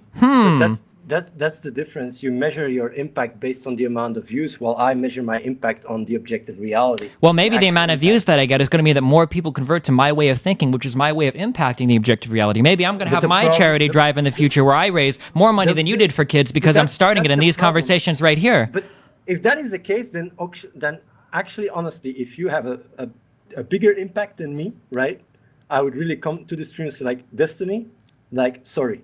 I apologize. Okay. No, what I'm doing is I'm proving the absurdity of everything you're saying. Is that you have an escape. Everything that I just said was absurd. No, don't respect what I just said. What I just said was fucking stupid. What I'm saying is that what I've just done is I've showed the absurdity of your forms of argument. Is that I can always retreat back into these irrational states of mind every time I get called out on something and say, like, well, look, I was really just doing this, or I was really just doing this. To do so as long as the objective reality is on your side. You're fully allowed to do so. How can you even talk about the objective reality if you don't believe that exists? Isn't it the subjective reality? Hold on, wait, can you explain that again?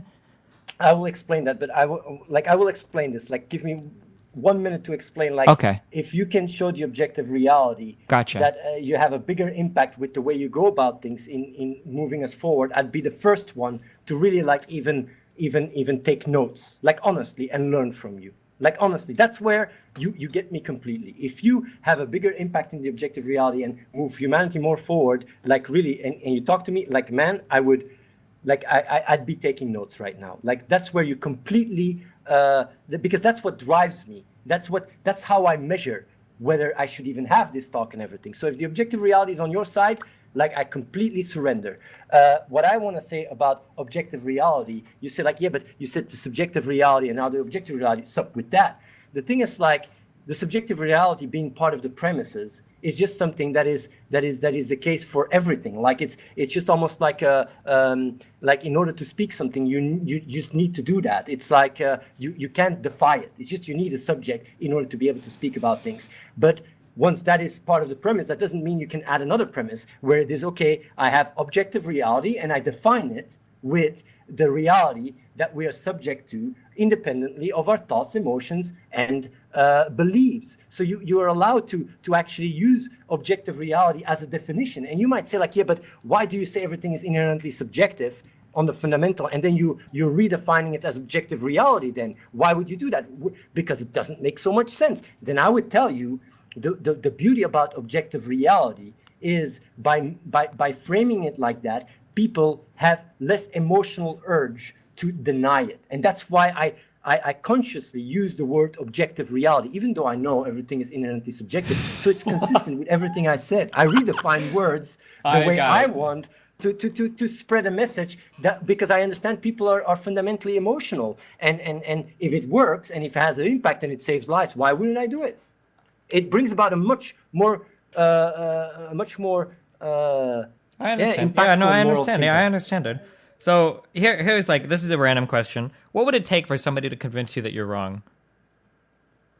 The objective reality. That's all. Wait, what do you mean?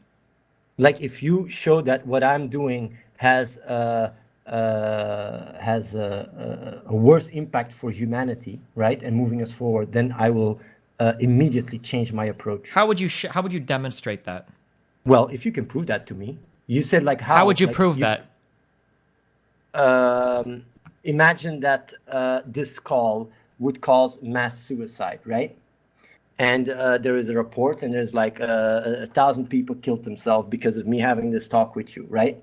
Then I would immediately review the way I come across. And so with the current way you've set up your current philosophy, is the only possible way you would believe that it's wrong is if there was a mass suicide to occur. That's what you're telling me. It's just an example. Okay, what's another example?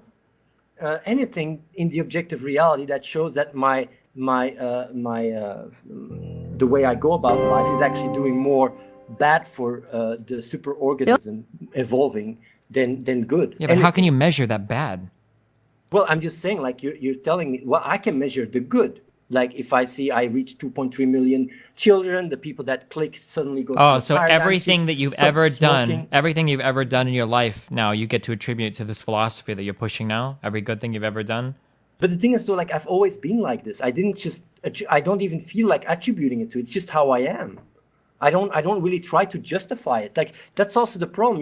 You have serious identity issues, and you have this idea of who you are, but it's not what you are. That's why for me I have much easier time to let go. I don't care what people say about me. I don't care like if people come and say and call me whatever names. I just care about the impact. Even if I'm remembered as the biggest troll, the biggest cancer in the planet, I don't care. What I care about is not how people remember me or how people think about me. What I care is the actual impact I have in the world.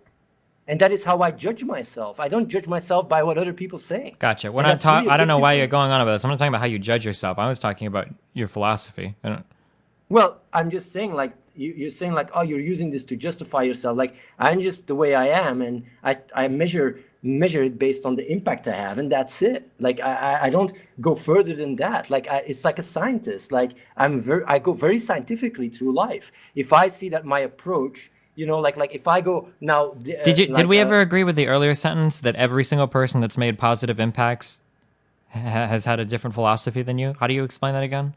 Well, I'm just saying that, like, depending on what paradigm you have, you can be even more efficient. Okay, but you have no way to prove that. That's just a completely baseless I assertion, actually have, right? I have a way of proving that, and the proof is the scientific revolution. I mean, the scientific Okay, but the revolution. scientific revolution occurred by a bunch of people that still believed in God.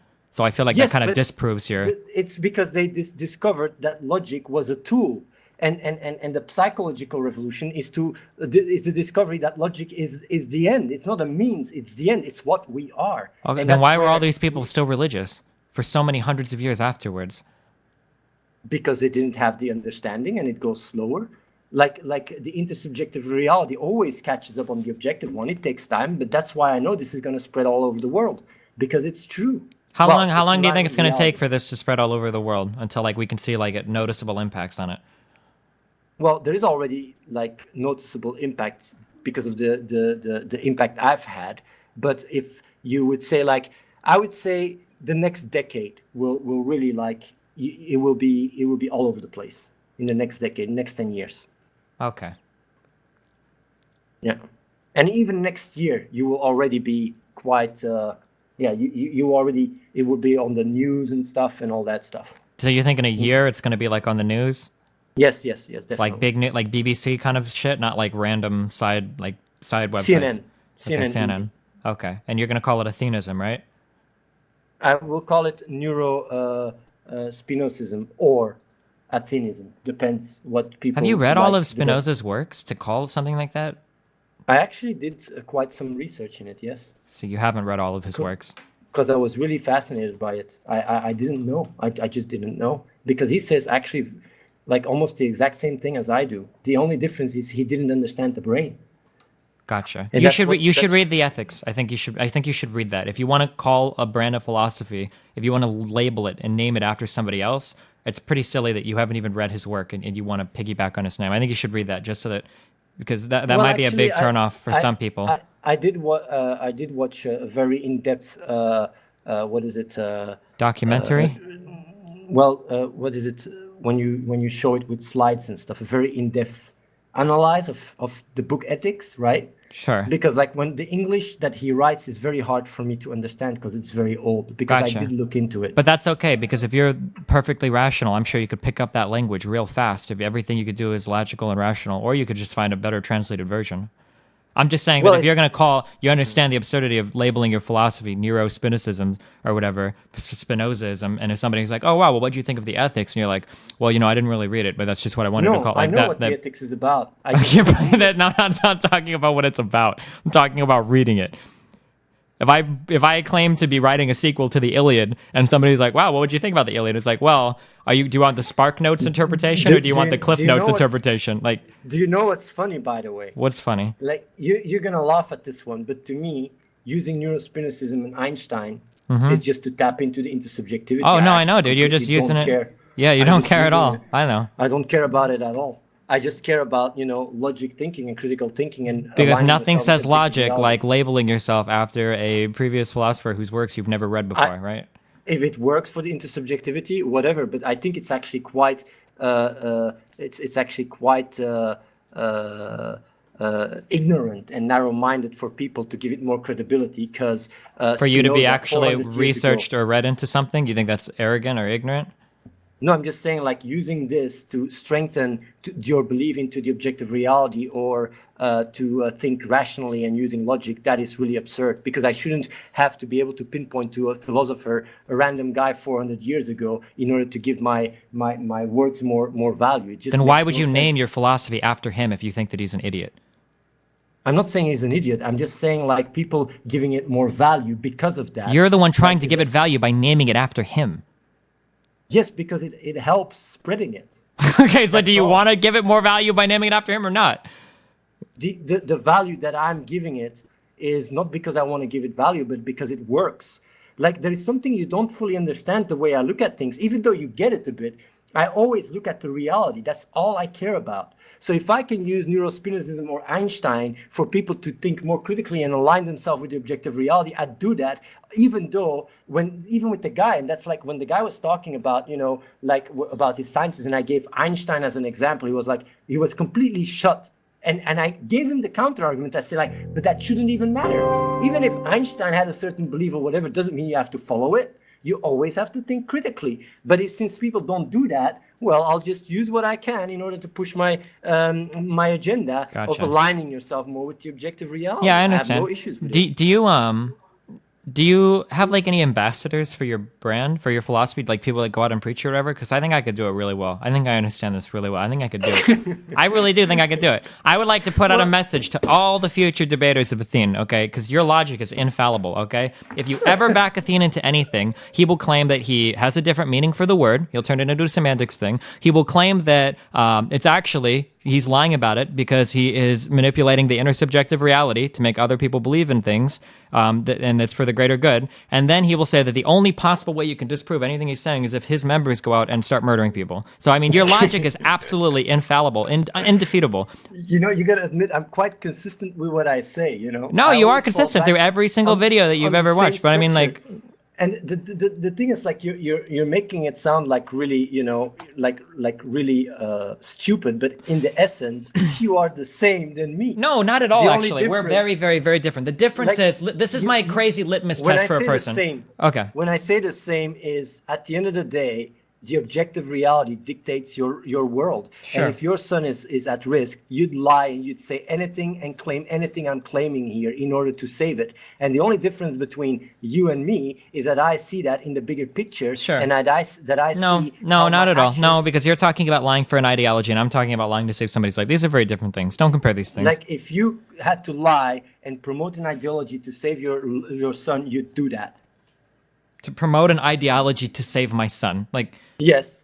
Well, Okay. don't make it sound like it's never the case, because when that is this means ever the case? when religious people have to speak for example, for a religion in order to not get slaughtered and their children get slaughtered. It actually happened a lot in history. Okay, What I'm exactly talking saying. about modern day in the United States of America or any of the Western world, but Well, I'm just saying, like that is the difference. If you would be in that situation, you'd be because you said, when did it ever happen? I just gave you plenty of examples. where okay, it sure, does yeah, happen. but even in those situations, you're talking about somebody showing up at my door to kill my kid or whatever because I don't believe in a certain religion. That's Well, very it actually happened. Yeah, It did sure, happen. sure. But that's a very direct thing. That's not the indirect of you saying, like, well, if I spread my It's about philosophy to some spreading- people, maybe they will believe in it and then they won't commit suicide or something. Like, It's about spreading an ideology. You said you wouldn't spread an ideology. I said you would if the objective no, reality listen to dictates me. it. I said I wouldn't do something unless it involved the direct death of somebody else. Unless it was directly a life or Yes, death even if matter.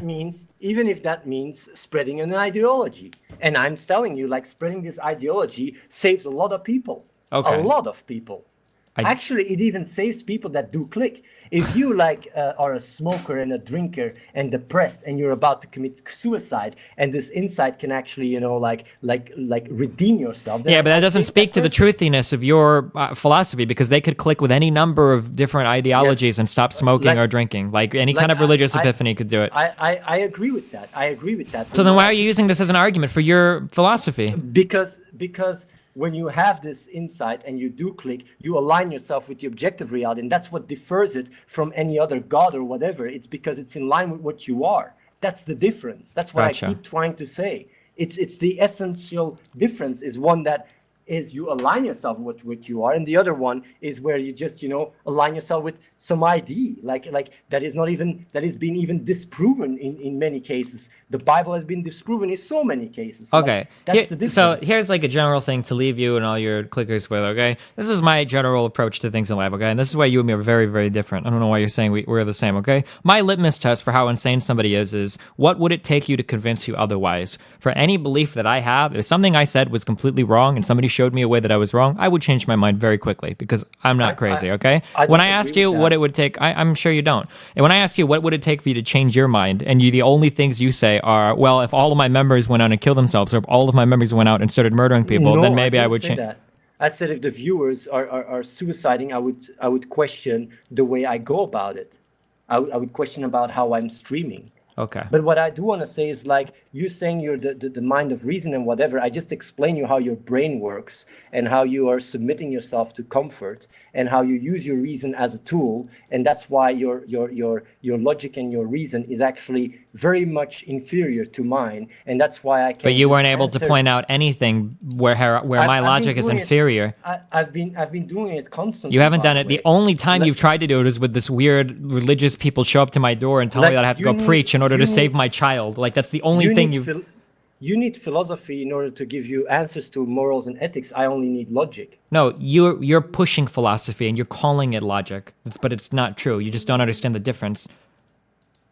Like, I don't agree with that. Of course you don't agree with that.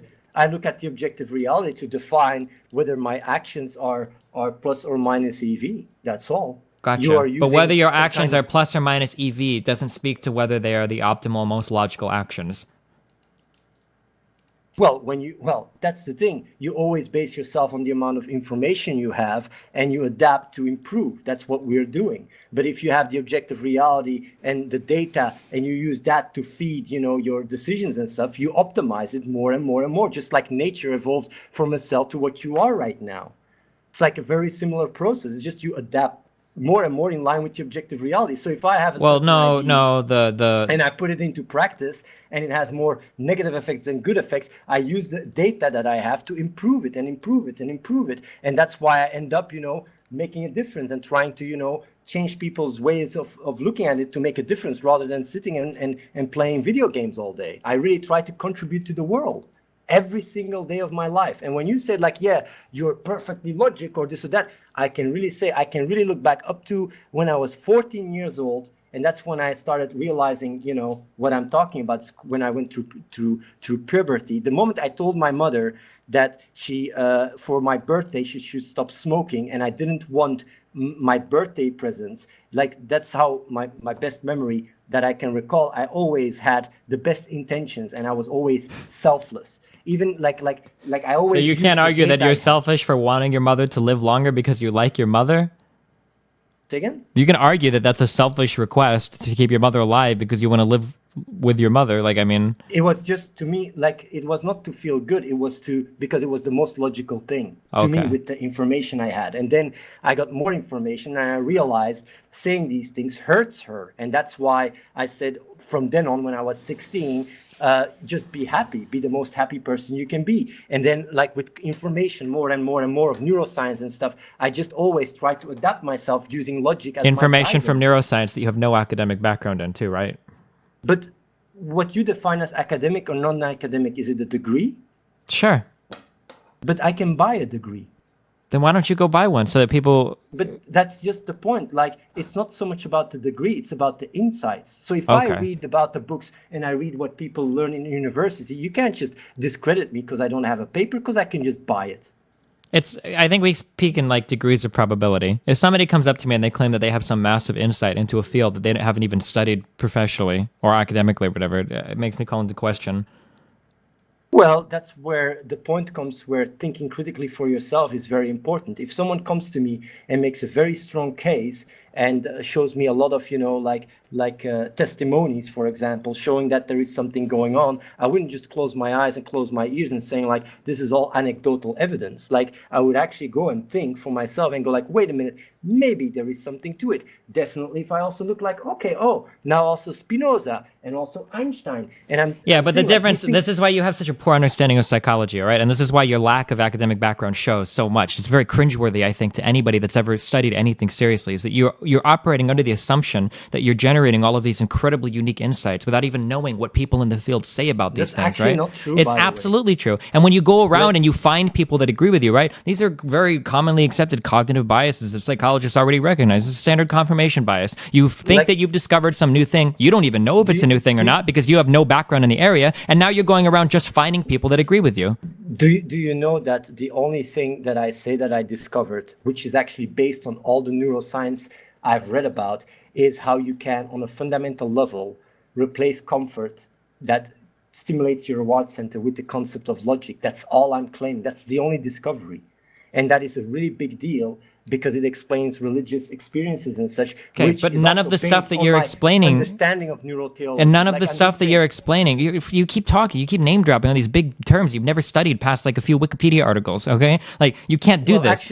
Actually, there's very little known about neurotheology. Okay, then that's great. Then that's the field you should say you major in at least, so nobody could call you on your bullshit. But stop talking about evolutionary biology if you don't want to call RNA transcription errors, or don't talk about physics or QM if you're claiming to unite QM with classical mechanics. Like just talk about a field that nobody knows anything about, then, and at least you sound a little more credible.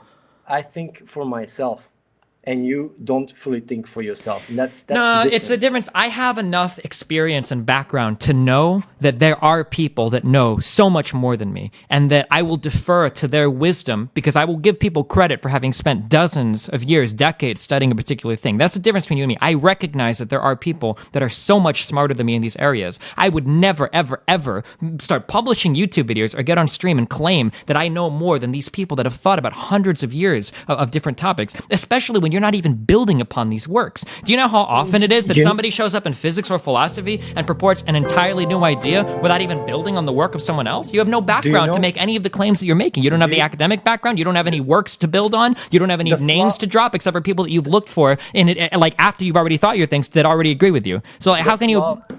The flaw in what you say here is you are assuming that I'm basing all my ideas and thoughts out of just my own hat. But I do read about these things all the time. I'm actually quite into neuroscience and evolutionary biology and quantum mechanics and neuroscience already said it. And the beauty of the internet is you can really go and follow these courses. Like if you no, but that's the problem. It's not the beauty of the internet. That's one of the great problems of the internet, is that it's easier for people who know nothing to feel like they know a lot because you read a few cursory articles about something and you think that makes you qualified to talk about neurobiology without even taking like a biochem course or something. Like, if you don't understand any of the underlying mechanics of what you're talking about, you can't possibly start to connect these concepts together.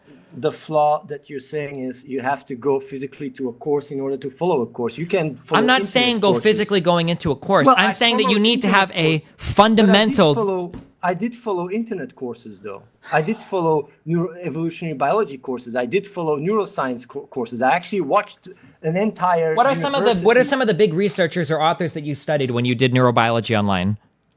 Ramachandran, for example. Who else? I can't remember. So there was one guy that you got all of your information from, right? No, who are some of the big names that you studied for neuroscience or evolutionary biology or for physics? What were some of these big names that you studied? Because if I was talking to somebody that had a real background in these fields, they could tell me, oh, well, these are this guy's ideas, this are this guy's ideas, like Dawkins or whatever, proposed this and this and this, right? You can't name any of these people because you don't have the background in this area. No, not because of that. Because remembering the names is irrelevant. I don't store irrelevant information. And my brain works fundamentally different than yours. Your brain works the exact same as mine, dog. No, it's not, because once you have logic as your core value, you don't store bullshit. You just store the logical checkpoints of what you're reading. Gotcha. And that's why my logic and my rhetoric. Well, is so if you much better. understood the intersubjective reality, maybe you would have understood that storing those names would have helped you win this argument, and then more people would believe in what you're saying. So the intersubjective reality would have compelled you to store those names in your head. Well, if that is the case, if people judge me on that, then I have to agree with you. If that is the case, then yes, then I should have learned these names. But I do think that that's not the case, though.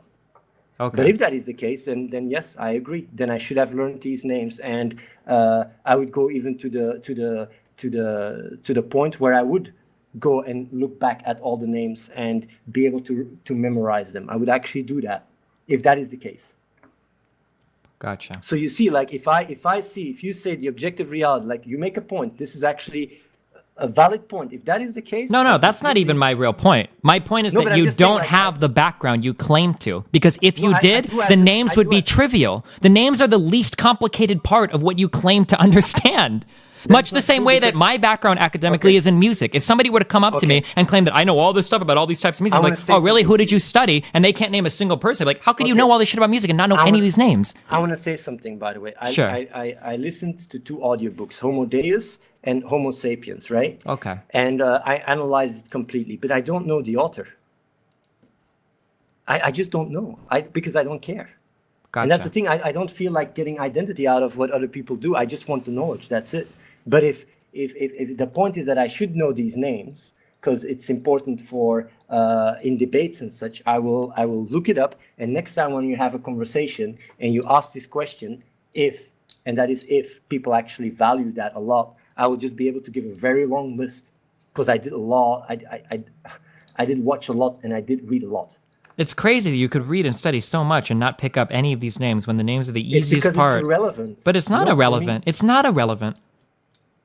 Well, if it's not irrelevant, then next time I will make. But I don't know how you didn't pick this up, especially if you're talking about like cutting edge research. The names are very important because it tells you what that person believes. It tells you what kind of science this person is working on. I'm sure that there are different scientists that have very different beliefs in different fields about different things, right? And you have to know the names to understand like what perspective you're getting when you're studying these things. I feel like this is something that anybody that's done research in academics, where are my master students at, right? That knowing the names attached to these works is very important because, like you said, they are giving you all of their information from their subjective frame of reference, which they are, right? And these frames of reference are very important to understanding what it is that they're telling you. And I feel like a logical person would know this. Like you're talking about intersubjective reality. And that is something I adopt and adapt all the time. Like, for example, if after this call I go and people say like, oh, you were too nice, or you should have been even nicer, or you should have interrupted him less, I would say, okay, I'll take note. If they say like, oh yeah, it would be good to have these names. If people say like, it would be good to have these names, then I'll just store them. Like that's how I go about it. Okay, if the names are so unimportant, why are you calling your philosophy neo-Spinozism? Because I speak to the intersubjective reality of people. Because to me, it's just. Do you think most people know who Spinoza is? They know Einstein. So why don't you call your movement Neo-Einsteinism? No, like because it's not true. Because Einstein believed in. But truth doesn't matter, dog. We're talking about the intersubjective reality here. Yeah, but the problem is that like if you wait, so now the truth matters? The truth matters. Well, the truth, like the lies or non-lies, matters to the extent where they have a positive or negative impact. If you just come and you start claiming the crazy things and people claiming crazy things like that you united QM with classical mechanics. Well, like if these things bring about a situation where it would do more harm than good, then I'm the first one to say this was not a good approach. I mean, that's the thing. Like, how could you have done something that wasn't a good approach, though, if you're a perfectly logical, rational creature? Because you always base yourself on the knowledge you have, and as that grows, you get a better and better understanding. I never claim that I know everything. I know that I'm ignorant, and my ability to understand. Okay, so are you going to walk back on that now? Are you going to tell me that you regret putting out Athene's theory of everything? No, because it has almost 5 million views, and if it wasn't for that, it wouldn't have reached anyone. Okay, I think if you called your philosophy Neo-Einsteinism, I think that it would get more attention than Neo-Spinozism. Why don't you just do that? The problem with that is like in the scientific community, they would know that is not true. They would know. But we don't care about truth, dog. Why do you keep going back to truth? We're talking about the intersubjective reality. because the intersubjective reality is the scientist looking at it and going, No, like, it's not. "Oh, We've already yes, it established that is." it's not. We just argued so much about it. How can you walk back on this? Remember when we talked about an error in generating these genetic mistakes that cause evolution, and you don't like the word error because you think that it's too emotionally loaded? We just spent an hour talking about how irrelevant the objective fact was, and now you're going to walk back on all of that and tell me No. that now objectiveness is really important and facts are really important? Because the difference is, in one situation, I'm talking to the Twitch chat, right? And when you use the word error or you use the word like mistake, I want to reframe it and reposition it, which I would also be able to do when it's towards a scientist. Like, and I would rather call it like a what do you call it when what's the word? So now, do you understand what's happening?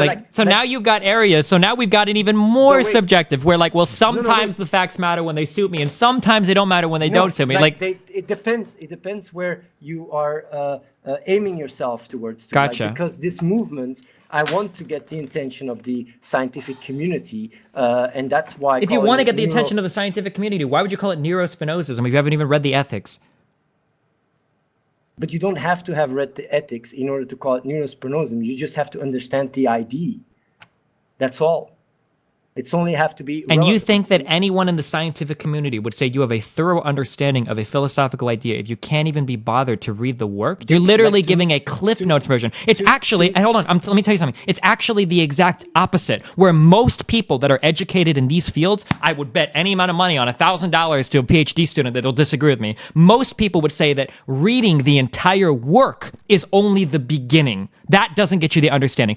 Reading the entire work is only the beginning. Only once you've read the entire work can you start to contextualize what they meant and then base your studies on that. But you're telling me that you don't even need to read. You just need the Cliff Notes version and you understand it completely. What I try to achieve by calling it neurospinozism is by getting it more attention in the scientific community. Then why not call it...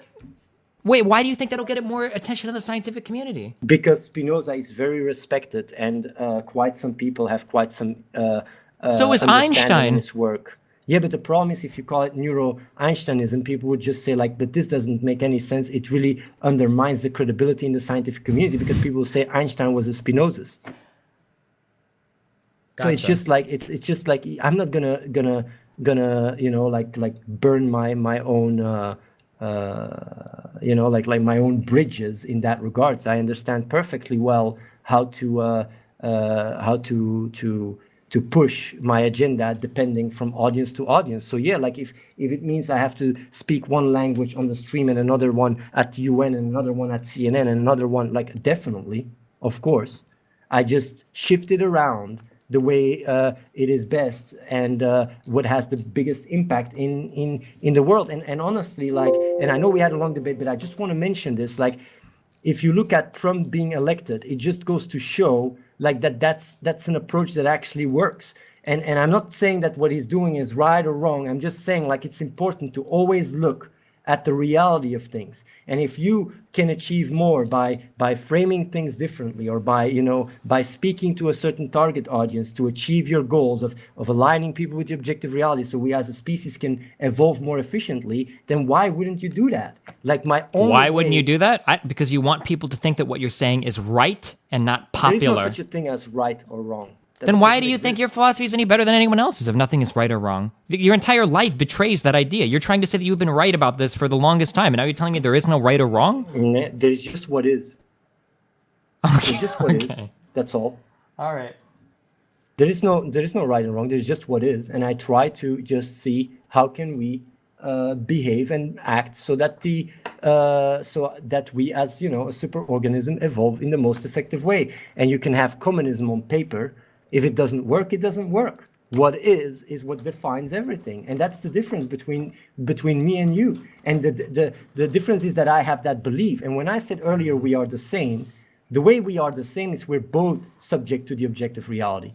You can argue all you want, and I can argue all I want. At the end of the day, I'm still gonna eat and drink and go to bed. Same with you. So no matter how much you argue, we both are subject to the objective reality. The difference is that my belief system is built on it and yours isn't. And that's the problem. That's why you're less efficient. That's why you're more lazy. No, I That's think I why would say it's not about being lazy. You're the one don't being have the lazy, impact. dude. You're the one being lazy, dude. I'm Don't just ever saying. accuse. Your entire philosophy is built around telling people what they want to hear, and you're calling other people lazy. You have the most intellectually lazy approach to preaching to people imaginable. Your approach is literally, this is how people feel. I'm just gonna say what they want to hear. Do you know what's funny? That is only the case to speak people to people like you. Because if But you that's had not logic true at all, dog. if What logic did as a our co- conversation if- we just had about errors in DNA transcription? What was the conversation we just had? You said that you don't want to use the word error because of people in Twitch chat. You specifically said because of people in Twitch chat. Not because of me, but because of people in Twitch chat. Right? Do you remember saying that? Yeah. Okay, so why are you saying that you're using these things because of people like me? That's not true. You've said multiple times that you consider it worthy to lie to spread your ideology. You're sure as fuck not spreading it to me, so you're obviously lying to spread it to the people in your Twitch chat. So don't I'm try to just take like a cute little pot shot here, claiming that you're lying for my benefit, because I don't like liars. I don't like people that make up facts or are Well, then you uneducated in don't areas pretending to be educated in areas. Then you don't like yourself when it comes down to saving your son's your own son. When the people show up, when I live 1,000 years in the past, and the religious authorities show up to execute my son if I don't believe in ideology, right? Okay, dude. That's the only part. That's the only thing you keep going back to prove that I'm illogical, I'm and just it's like saying- the most I'm just absurd saying- example. The reason why I'm speaking the way I speak and am speaking to the emotion rather than to a reason is because on a fundamental level you don't care about reason. You just use it as a tool. And you even admitted it. To me, reason and logic is not a tool. To me, it's the end. That's what I am. Gotcha. that's And the only way to get difference. to the end is by lying as much as possible. No, the only way to get there is by understanding yourself and replacing comfort with logic. And if you want to speak to people that have that Then you gotta lie to them to do it. You have to lie to them to do it. You have to speak In their language. Yes. Yes. By lying to them. Yes. Yes. Well, Got it. lying, you can speak Yeah. lying, whatever. Like if the objective reality is in front of your door, you would lie yourself as well. Yeah. So don't try to have this higher moral ground and say lying is inherently bad. You'd be doing it yourself. Yeah, It's to like save the a only life, yeah. difference is- But then the only that's the same difference- thing, dude. Right now, the if only somebody were to come difference to is my I'm not a door, hypocrite. if somebody were to come to my door right now and threaten to kill my child, and I had to lie to save him, that's the exact same kind of lie as you claiming to unite QM with classical mechanics. That's the exact same kind of lie, dude. Do you know that like the difference is that I'm not a hypocrite, that I see this reality, and if I have to say certain things so people become better people and it ripples and changes the world so human suffering completely I guess I just don't like dissolves, I just that's don't what I like do. because human suffering will completely absolve. I guess I just don't like the Yes. idea of lying to somebody to try to convince them that I'm right and it's going to make them a better person. For some reason, that just rubs me the wrong way. I don't know, dude. Well, it's because you're referring the actions that you have in your daily life. You compare it with that, and since you're doing almost nothing and you're being lazy all the time, of course you don't see it. But if you would click and you would have logic, you would start pushing this as much as possible, and you'd be much more impactful in the world. Not only that, you'd actually try, like Yeah, except as do soon as good. one more person, if I were to convert somebody to my way of thinking, they would adopt my way of thinking and they would be rock solid in that way of thinking. If somebody has adopted your way of thinking because they've been manipulated by lies, they're just as likely to adopt any other crazy person's way of thinking because you haven't built a foundation of logic at all for them to believe in. In the fact, if they were to difference, click and build a foundation of logic, the first thing they would do is stop listening to anything you had to say. I have to, but what you're saying here is like spot on. By the way, Okay. it is spot on because the moment you adopt logic as a core value, you start to truly think for yourself. A lot of people that actually clicked, they said like the first 2 weeks, they just reevaluated their entire life, and I'm really happy about that. Because before they were just following the intersubjective reality. So definitely, like, question me as much as you want. And that's the difference. Someone that starts believing in logic will start questioning and even drop everything I said and starting thinking for themselves. On the other side, people that believe in what you say will always believe what you say. I never tell people to believe what I say. I actually tell you just people said- to be logical, be rational, go ahead and research things. If you don't believe it, I say that at the end of every discussion. If you don't believe in something that I say, go and do the research on it because I'm not qualified. Because unlike you, I accept that I'm not qualified to talk about a lot of the things that we discuss on stream. And I always defer to experts because I don't have the academic background to present myself as an authority on any of these topics. Whereas you present yourself on an authority on literally life itself without any kind of background input. I'm just explaining how people use reason and how it is just a tool of fulfilling their comfort. Gotcha. And as long that is the case, they will never really truly think for themselves, because they will always have that layer of intersubjectivity that dictates what they believe. And that's why a lot of people, even after listening to this conversation, they will just rail for you and think like, oh yeah, destiny won. Well, at the end of the day, they didn't even have the capacity to understand the rhetoric and the arguments I was giving. They just don't see it. On the other hand, you see it a bit better. And that's why you're so triggered as well, because you see that I'm dominating you rhetorically. You're not dominant.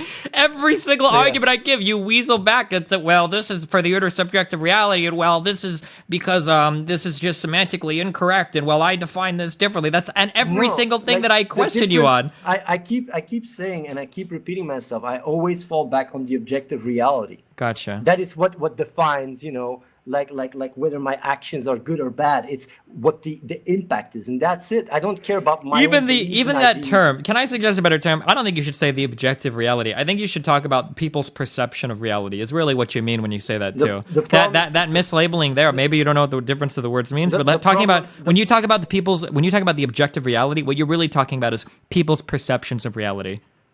No, because the way I define objective reality is the reality that applies independently of your feelings, beliefs, and thoughts. Yeah, to other people, right? You're talking about other people's perceptions of reality as the objective reality, right? That's people's perceptions. You're talking about intersubjective reality. Intersubjective reality is the value you have, and what makes paper gets its value, or nations, or institutions, or companies. These things. Okay, so wait, what's the difference between the objective reality and the intersubjective reality? The intersubjective reality is like the value of many people that give. And what's the objective reality?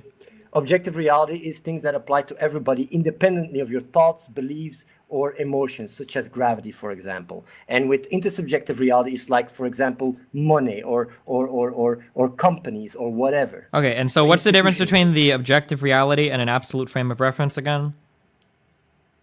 The thing is, when you say there's an absolute frame of reference, you assume that it's 100% true, and that's the thing. Okay, wait, so then the objective reality isn't 100% true? No, it's just probabilistic, because you can't be sure of gravity. Okay. All right, dude. Well, we got it. I feel thoroughly destroyed from another great conversation with you. I just really hope that you will think about these things, because there's nothing to think about, though. You didn't give me anything to think about, because every time I cornered you on anything, you just back off into some very convenient, logical escape. There's nothing I can corner you on ever. The problem is that the reason why you don't think about it is because at the end of the day, you have this entire talk and this entire speech, not so much because you want to align yourself with the objective reality. You're doing it to feed your comfort, and that's all. I mean, I don't think I'm feeding any kind of comfort by not believing in what you're saying. How do you mean? How am I feeding comfort to not believe in what you're saying? To you, it's not about like whether what I'm saying is logical or not. To you, it is about whether or not this conversation can help you in like establishing more views, or like giving you a situation where you just feel more comfortable about the situation. Well, yeah, I want to feel more comfortable with the situation, because I want to make sure that I'm right about something. Yeah, of course. I mean, you're doing the same. Like you don't care about being right or wrong. Yeah, I do. I absolutely care about being right or wrong. You haven't presented a single reasonable argument for anything. You've backed away from every single thing you've said by claiming that you're lying for a reason, or that everything is subjective. The problem is that every single of your actions goes literally against what you are, from drinking Red Bull to sitting on your ass playing video games all day. Like, it just goes. But that's actually not true at all, dog. I thought you had a good understanding of neurobiology. I'm pretty sure that every time you play a video game, there's funny little receptors that go off in your brain that receive dopamine that make you feel good for doing it. Every time you drink Red Bull, there's different chemicals and hormones and shit that are being produced in your body. Okay, I thought you understood all this shit. Do you know what's really funny, by the way? What? That this is a lack of understanding. Because if logic was your core value, right? Yeah. Playing video games and drinking Red Bull would actually make you feel really bad. Gotcha. Because you will experience dissonance, because your reward center gets triggered because of doing logical stuff. Gotcha. And everything that is illogical makes you feel bad. Sure, I know what you're talking about. You're pretty much talking about Pavlovian associations, right? It's like 100 years old. On a fundamental level, that explains also religion and such. And why would you choose to live your life if you could align yourself with logic and start doing logic in every single moment? Because it automatically, releases dopamine, whatever, after a logical decision or a logical action you take. That's the difference. Gotcha. And that is why when I go through life, I'm so much more, structured and So much more so much structured. more And when I'm impactful. sitting here drinking a Red Bull and you're drinking water, and I'm enjoying that and having fun, and I can still see that, like, it'd Well, probably be a I'm little bit actually- healthier to drink water. The funny thing is, I actually enjoy drinking water more than you enjoy drinking Red Bull. Oh, okay. So Because another. I don't take anything for granted. I really, I really experience the moment, and I don't need these kind of, things that damage Gotcha. my health, because it literally goes against, my own. Gotcha. So you absolutely can make that value statement. You can qualitatively say that you for sure enjoy water more than I enjoy any other kind of beverage. Hot chocolate. I prefer to use hot chocolate instead of Red Bull, by the way, because I like hot chocolate. Overall, definitely. Okay, Yes, gotcha. Because You can make that qualitative statement. Yes, Okay. because when you drink Red Bull, it's really gonna go against your health, and it's like someone that smokes. If you say like, You think "Oh, yeah, that I drinking smoke Red hot-" Bull is the same as smoking? Well, it is really damaging. You Okay. should do some research. Like, if you do read about it, you'd be really surprised. I don't know if you're sponsored by them, that's why you drink it, but I'm just not saying, sponsored by are you fucking not Red Bull. sponsored by it? But No. like, I'm just saying, like, if you do read about it, you'd be really like baffled. You know that Red Bull was initially even banned in certain countries because it was so fucking bad. Was it because of it was so studies. bad, or is it because people were waiting on research for it? No, it was because it was really so fucking bad, and then they Gotcha. lobbied to get it through. Oh, okay. But you can do research. Do research about it. It can maybe increase your lifespan a little bit. Maybe. Yeah. All right. Well, is there anything else you want to discuss? Or are we good to part Well, ways? I'm always good, man. I'm always good. I always try to, just reach out and help people to think for themselves. And I really hope people will just think for themselves rather than, just they can listen to the call and make their own conclusions. Gotcha. All right. Well, hey, listen, this was a much more savage argument, but I love you, and I hope that you do well. I don't hope that you die or anything. I don't know. You hope the same. I appreciate you coming and have these conversations, although I know you're doing it in a self-serving way, but that's okay. Thank you for the talks. No problem. Anytime, man. All right. Have fun. Be See careful. you. See you, man. I don't know how to argue with a person like this. I can't do it. I feel like I would have to get like academic knowledge in all of these fields. Like, I'm not even sure what, like, how do you argue with somebody that can retreat back through like, well, that was just semantic. Well, that was just subjective. Well, that is okay. Like, how do you even do it with somebody that admits? So like the problem, so this is how I normally go about arguing with people, right? Normally when I argue with people, what I try to do is I try to point out inconsistencies in their argument. And then when they see those inconsistencies, they'll go, oh, okay, well, that is inconsistent. I'm going to have to do some more thinking to reconcile those inconsistencies. But the difference is Athene acknowledges the inconsistencies and embraces them. So like, on what foundation do you attack somebody? What the fuck are these donations? You don't. Honestly, you don't. Well, but then so then what? These people are just... Athene is in the donations? Oh, you can't donate anything saying Athene, guys. Destiny, you could have argued that better. Bonus meme. Ooh. The problem with arguing this destiny is that you attempted to attack him where he was weakest, which is that he doesn't have the You real background. destroyed him, unless you mate. limit him. Clappa. No. Well, but I think that anybody that thinks that I destroyed him are people that already were agreeing with me, and people that were agreeing with Athene are never agreeing with me after that argument. Never thought I'd see the day where Destiny dropped the ball and get dominated on a stream. Debate. You don't understand. You literally can't argue with some people. Is that true, do you think? You handled yourself much better in this argument. Yeah, that's because I didn't let him gish gallop me this time. I was careful to stop him like every time he started to run off. Because anytime you let him talk for 20 minutes... Destiny, you forgot the most important question. Does Katarina swallow or spit? If you have deep academic knowledge, you could fuck him up real easily. Yeah, but like, how do I get somebody to admit that? How do you get somebody to admit that? How do you get somebody to say, like... How can you really say that without any sense of like self-awareness? Be like, well... I know a lot about Spinoza's work because I watched some slides once. Like, how do you argue with a person like that? Let's try that one again. 100% of people who drink water in their lifetime will die. Checkmate, clickers. Destiny, you really dropped the ball there. Feels bad, man. Click, click, click. Can't argue with logic. You get a PhD in everything and tell them when they're wrong. Yeah, and the lying to save my son. Oh my god. Well, Destiny. Oh, fuck, dude. I don't know, man. Destiny, you should ask Secret Service to guard Nathan. That vile person you spoke to talked about Nathan dying too often for it to be chance. Sweatsteiny. If he rapes that good girl every night and she eventually has a rape baby, but that rape baby goes on to save the world from aliens, is he a bad guy or should he be celebrated for indirectly saving the world? Steiny.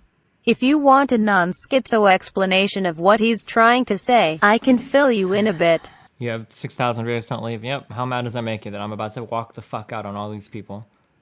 Maybe that's because I'm not logical. He is such a good Pokemon trainer, he gets those dank EVs he needs to educate his Kappa. Athene stole my discovery. I clicked years ago and stopped enjoying things because I knew they were bad for me. Can I sue him and take over leadership of his cult? One issue is that you let him lead you into other topics. I'm leaving, okay? I know. Have a pen and paper handy and stick to points. I tried harder this time to not let him lead me around. I tried harder. These calls never fail to give the best memes. Thank you, Destiny. Yep. I too have had many such arguments and have no fucking clue what to do with these people. Host Athene? No.